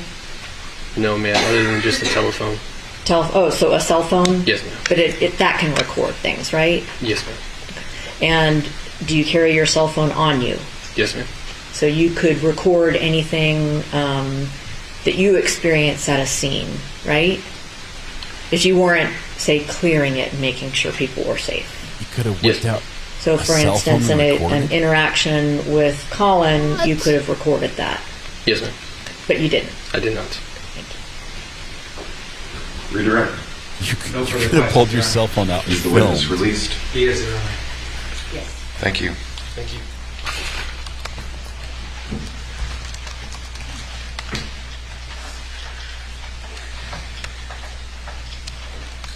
Next witness. Your Honor, the state calls Captain James Parker.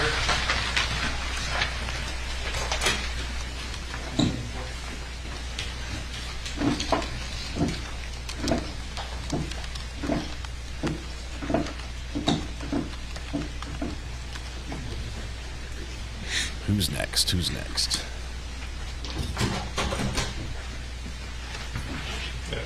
That's right here, raise your right hand.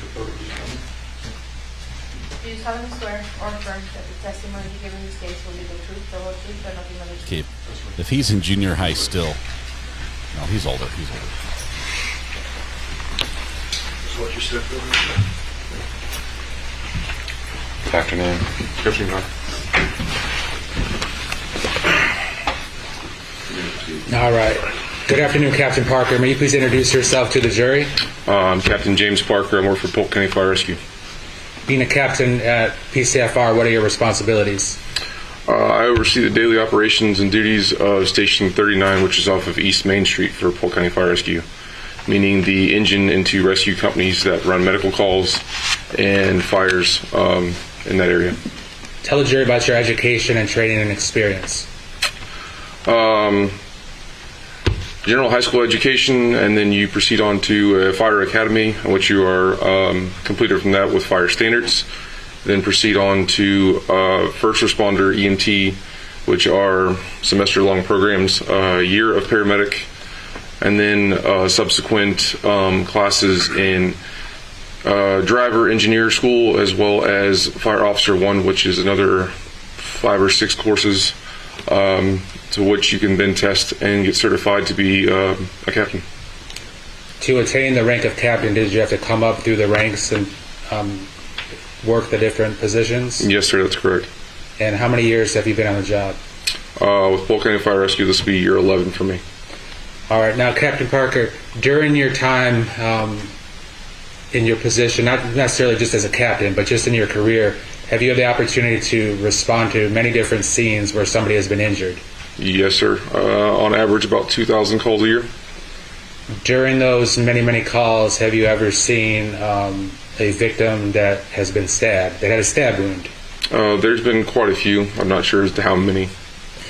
All right. I want to direct your attention to this case particularly. What was your responsibility as it pertains to September 8th of 2024?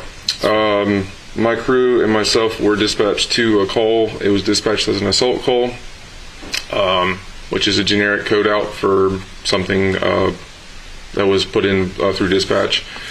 We were responding per our policy. We staged at a short distance away until law enforcement is able to arrive on scene and make sure the scene is secured and safe, at which time we then proceed on scene and providing medical need or necessity of the victim/patients. Did you enter the residence to see the victim? Yes, sir. Describe to the jury what you saw. We entered through the front door, went through the living room area, back into the kitchen, at which point they were escorting the accused out of the residence. The victim herself was laying on the kitchen floor, supine, and with a pool of blood. What does supine mean? On her back. Now, did she have any signs of life whatsoever? No, sir. The pale color, what is that indicative of? Typically of blood loss or poor circulation. Is she checked for a pulse and her vitals and whatnot? Yes, sir. Per usual, we arrive on scene, check the patient's responsiveness. She was not responsive, to which I could then tell she was not breathing. A pulse was checked for and not obtained, as she did not currently have one. CPR was initiated for a brief few seconds until further extended injuries could be checked, and then it was determined among the crew and myself that the injuries were not sustainable. Not conducive to life. So, based upon the severity of the stab wounds, in Florida, was there anything you could further do for her? No, sir.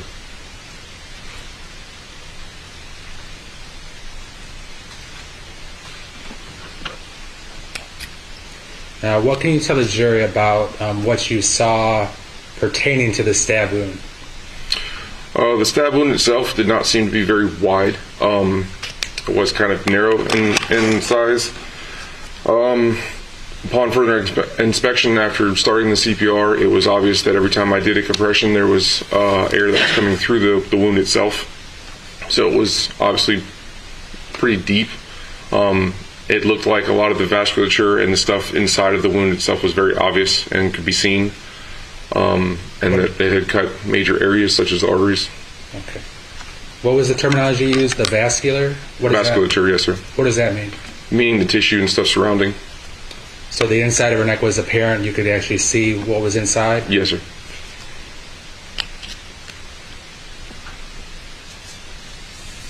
What was the defendant's demeanor like? From my personal experience, it was a little odd in nature. He didn't seem very distraught or upset. He seemed kind of calm upon my entering the residence, and then upon exiting the residence, he seemed to almost have a not a full argument, but somewhat argumentative with the deputies that were trying to assist him out of the residence. Now, during the 11 years when you've interacted with different people at a scene similar to this, I mean, is there any one way to act, or do you see it all? No, it's different for each person. Okay. Was the way that you described the defendant's demeanor, did that stand out? Did that stand out compared to the other scenes you've been to? Yeah, that's not. I mean, like I said, I've seen several, and to be distraught, to be upset, or to be in tears or even hysterical is pretty common. I would say that's what I see most of the time, and he didn't seem to be any of those.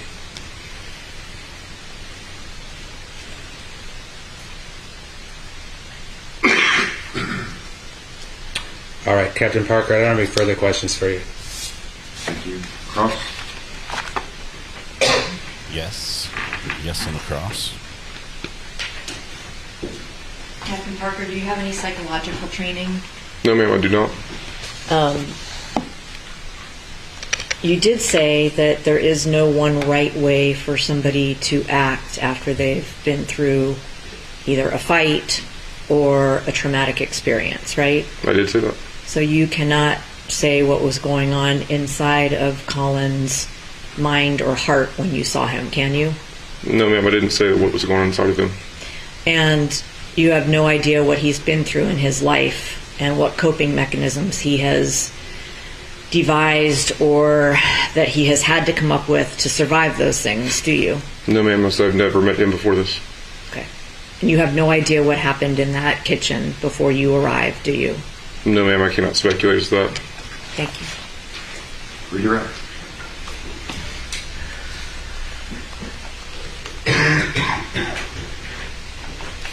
Captain Parker, was the stab wound that you saw consistent with the victim being stabbed by somebody? I would think so. No further questions, Your Honor. Is the witness released? No objection, Your Honor. No objection. Thank you, sir. You're free to go. Thank you, Your Honor. The placement of the witness's dimples are perfect for his mustache. Sort of just they frame his mustache perfectly. Your Honor, the last witness for today will be Polk County Fire Rescue Paramedic Owen Mullen. Last witness for today. Way to bury the lead.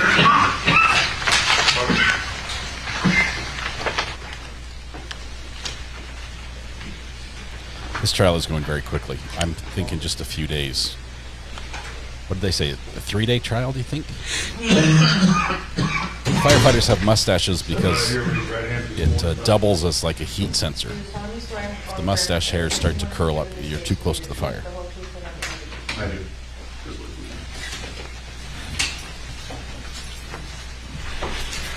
Step up here, watch your step. You have your name, sir? I do. Somebody's dying.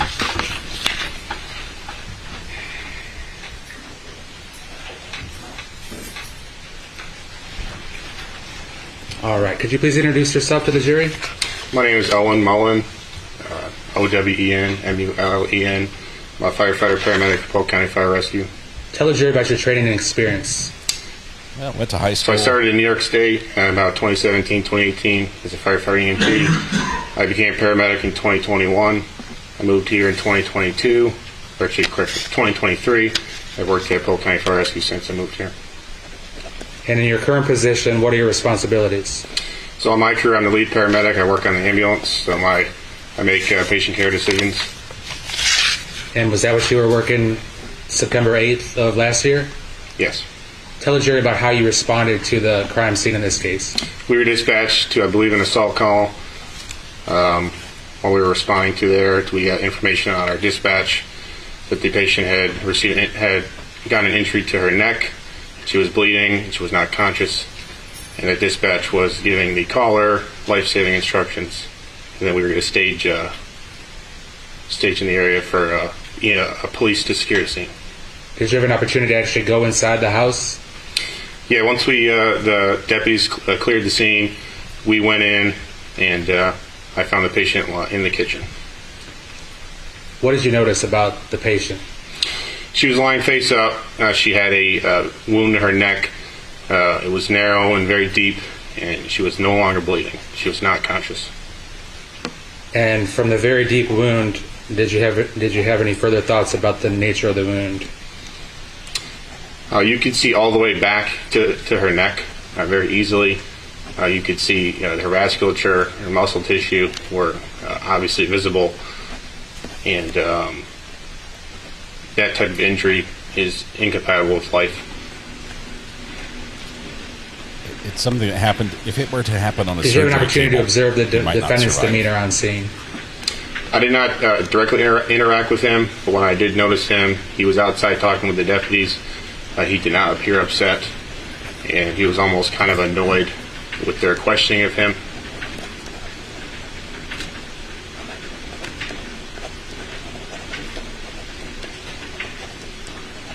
Have you been to other scenes where somebody's family member, or spouse, or close friend has been killed? Yes, very frequently. All right. And what do you typically see there? Typically, they'd be very upset and hysterical, although it is different for every person. Did the defendant's demeanor seem out of the ordinary to you? Yes.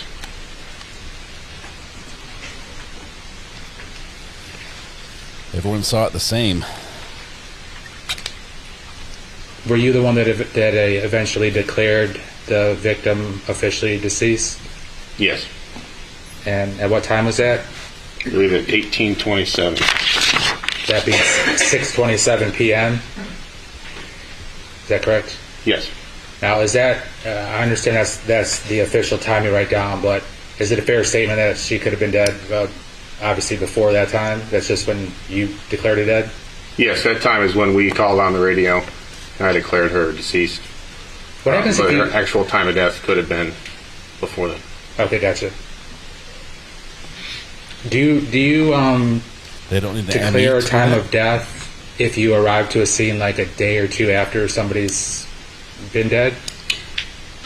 Yes, because we are normally the first medical provider that sees that person, and usually when we declare it, that's the time of death that stays with the patient, unless there's some other circumstances. Okay, so as you said earlier, though, the patient could have died, in a general sense, minutes, hours, days before. Correct. Not in this particular case, but just in general sense? Correct. All right, I have no further questions. Thank you. Cross-exam.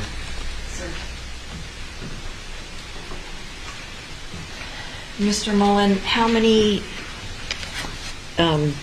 Polk County Fire Rescue personnel entered the kitchen? We had a crew of 5 on my crew. I have a partner on the ambulance, and we had 3 on the engine, so I believe all 5 of us had entered, so I believe 5. 5 people entered the actual kitchen. Correct. And how many people laid hands on or got close enough to apply, like the little stickers we see on Miss Griffith's body? Myself, my captain who just testified, and then one of my firefighter EMTs had placed those stickers on. Those are the 3 I know. I don't believe anyone else actually had touched her directly. The area where she was laying was quite confined, right? Yes. And the scene was messy when you arrived?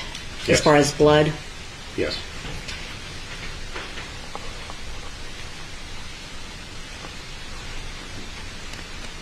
Today, while you were waiting to testify, did you talk about your testimony with any of the other witnesses, say your partner or the captain or the deputies who also responded and cleared the scene for you?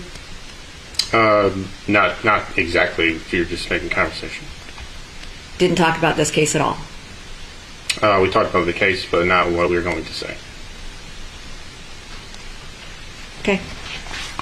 Thanks. Redirect? Nothing further, Your Honor. Is the witness released? Yes, Your Honor. Ms. Thornhill? Yes. Thank you, sir. Thank you. And Your Honor, that will be the last witness that the state has to present today. All right, ladies and gentlemen, we're making up for your late day yesterday. We're going to end a little bit early today. It's almost 3:30. Please remember you're not to even begin thinking about how you might decide this case or form any opinions about the case. Of course, don't talk to anyone about it or look anything up. Please enjoy your evening. We will see you tomorrow morning at 8:30. All rise, please. 8:30 is an early morning for me. Oh my goodness, living ghost. Can you imagine what would happen if somebody ordered that and then actually committed a crime? I would be an accomplice. Although I think it's funny. I mean, it does seem like the sort of prank merch that I would get a kick out of. RA brand body bags. And that's okay, right? Our body bag?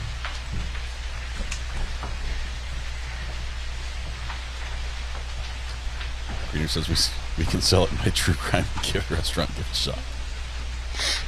Everybody seated? Anything we need to take up, Mr. Levine? No, Your Honor. Ms. Thornhill? No, sir. All right. I will see you tomorrow morning at 8:30. All right. Hasta mañana, says the judge. I'll be out of here. He's gone. All right. Crazy case. It's going fast. I'm here. I just want to hear if somebody slips up. I want to hear if somebody says dad. I mean, it could be all the way in closings. And it could still be a problem. I would buy RA crime scene tape. How do I get that made? That would be fun. That would be fun. Maybe I can call like Uline. They sell all sorts of like tape and stuff.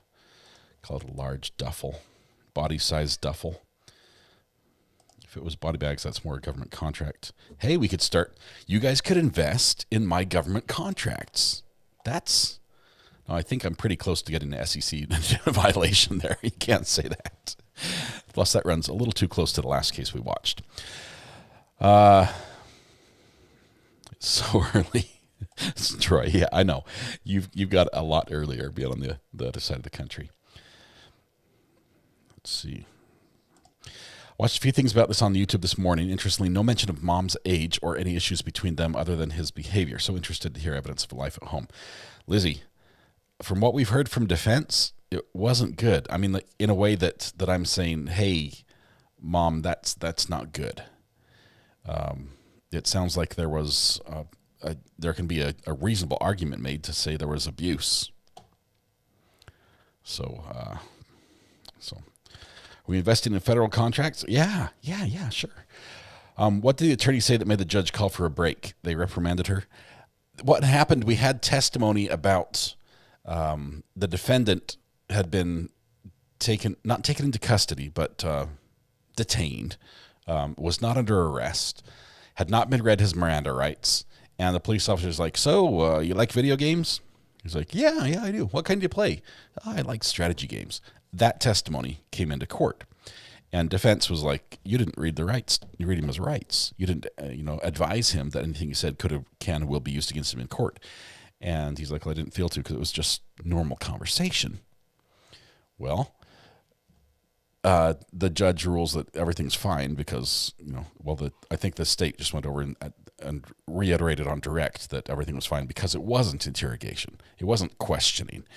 And she made a little snide remark from her bench. She's like, yeah, you used it against him anyway. And the judge said, none of that.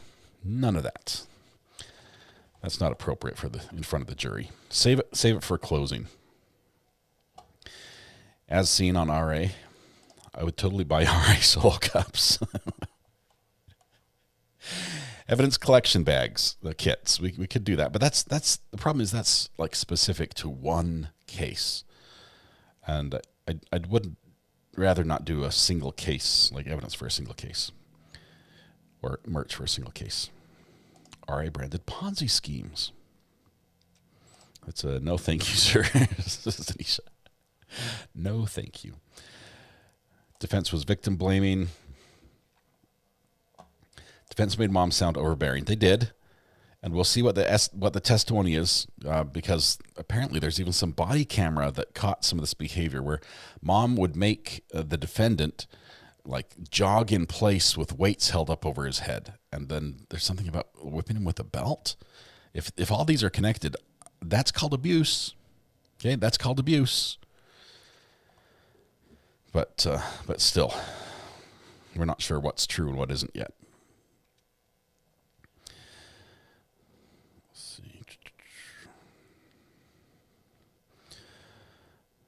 Blue Stars. Oh, Blue Star. I think you have to like mix it yourself though. So it would have to be like the mix packs that you add to your own bottle. But that would be cool. I mean, who doesn't want a little bit of Blue Star that they can just check their cleaning in their kitchen, make sure they got everything. Just a little spritz of Blue Star, turn off the lights and take a quick picture. I think we'd all be up for that. Barbara Farthing, will we watch the Ponzi Mercy hearing tomorrow? It's going to be quick. We might try to watch everything, but we can't watch all of them live. I mean, I can. I've got 8 screens, so I can watch everything live, but it gets really confusing. You saw how bad it was for me just having PTZ optics in one ear while I was doing this, but I'm over the Ponzi case. Yeah, I'm interested in the outcome of that hearing, not so much the testimony. It's going to be the kids again, first of all. The kids who just found out today that their mom is convicted of first-degree murder, which I believe they felt that she was not guilty of. So it's going to be quite traumatic there. Look at all the orange courthouses and the pink ones. We got orange and pink all over the place. Could be Blue Star Kool-Aid. Yeah, but you don't want to spray Kool-Aid anywhere. That stuff is so sticky. It's all sugar. All right. It does not help ADD. It does not. No, misconduct. You're not missing anything. I'm not saying this is justified murder. He's not claimed self-defense. He said that she charged at him, and she tripped and fell on the knife, and then he took the knife out.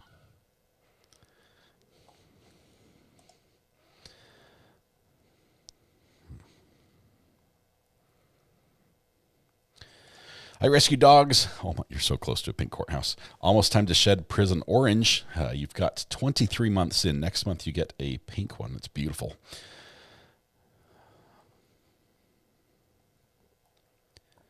All right. Why was he aiming the knife at her? I believe his initial story to the police was she was attacking him and she tripped and fell on. It was like karma got her when she was attacking him with a knife.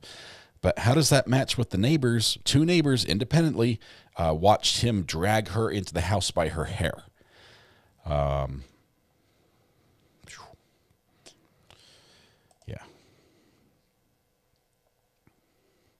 If he kept asking to be removed from his parents and DCF didn't take his concerns seriously, that's a sticking point for me. Well, I think he kept trying to remove his parents from the picture. Only one said dragged. The other said no way, not dragged. It was just pulled in.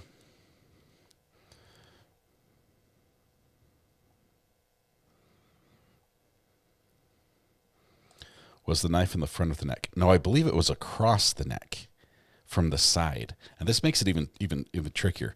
If it was a fall injury where you're holding knife, this is why they say don't run with scissors, right? You could hurt somebody or yourself.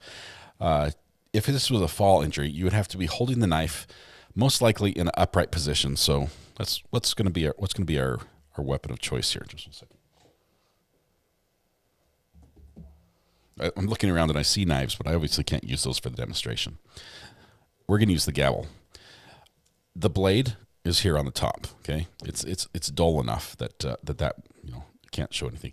It would have to be held in an upright position like this, because as you're falling, you would have to fall and land with it twisted to get in the side of your neck. It can't be that way. It would have to be upright. So you'd have to be charging like this, and then when you fall, you would also have to hold it in such a way that it would land perfect. It would land perfectly. I have to turn around to demonstrate. It would land perfectly like this, and it would go straight in through the side and out the other side. Waiting for the ME to explain a little bit in detail, but yeah, the fact that the defendant prior to this did say to his grandfather, apparently, that he wanted to kill his mom in this manner is a problem. In this stream, R.A. severs his jugular with a gavel.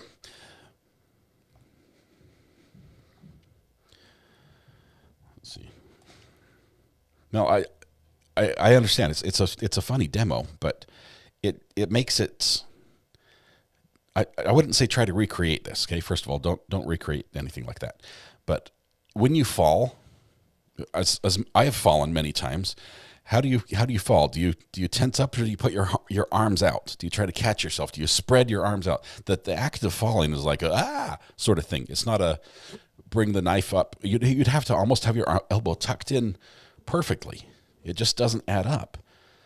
It would be the equivalent of Dude Perfect, a Dude Perfect type chance, drop the knife, lands on the hilt, land on the point perfectly, so we'll go straight through. It doesn't happen like that. And most of you won't get the Dude Perfect reference, but they're a YouTube channel that makes trick shots on the internet. I fall on my knuckles. Melissa, this is basically the allegations as they are right now. She'd have to fall on her side with her arm in an unnatural position, and it would have to be like a perfect 1 in a million situation. Don't believe the falling knife part. Carrie, this is what I'm here for. Just the attorneys tiptoeing around the dad's passing has been interesting. They can't say it. They can't say it. Tony, thank you. Thanks for the shout out on Twitter as well. I followed you back, by the way. Ever wonder if Martha's watching you, the guy in the corner? I hope she does. Hope she does. She's a wonderful lady. Let's see. I can't see it. I think she had the knife and was falling. She would have dropped the knife.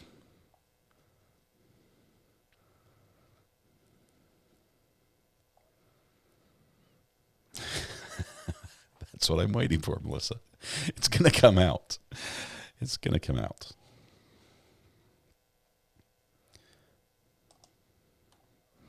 All right. With that said, the day is over. We've had a lot of fun. We've got 2 trials going on right now. I've got to make a thumbnail for this one. I'll get that squared away.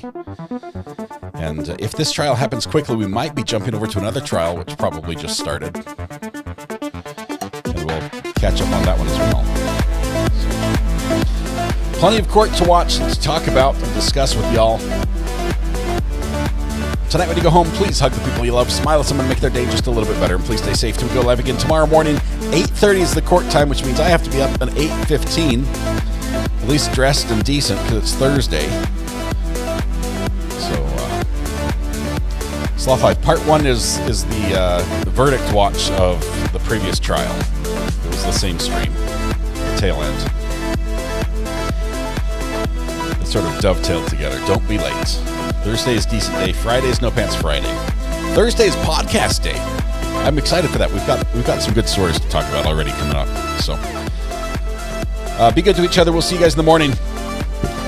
Long Thursday, Melissa. Can I just say no? Nobody wants to see that. Nobody. Have a good one. Oh wait. I Rescue Dogs, thank you very much. 23 months, appreciate that. Barbara Farthing, member for 19 months, thank you. Mega Easton, gifted membership, thank you. Nurse for God, as always, longtime supporter, generous follower as well. Thank you, Nurse for God. Sloth Life, Gifted a super chat as well. 1K plus in chat. Bad boys and girls not liking. Yes. Lisa Pye, member for 19 months. And Chris Wallace gifted a membership to kick things off. You guys have a good day. We'll see you tomorrow morning. Bye-bye.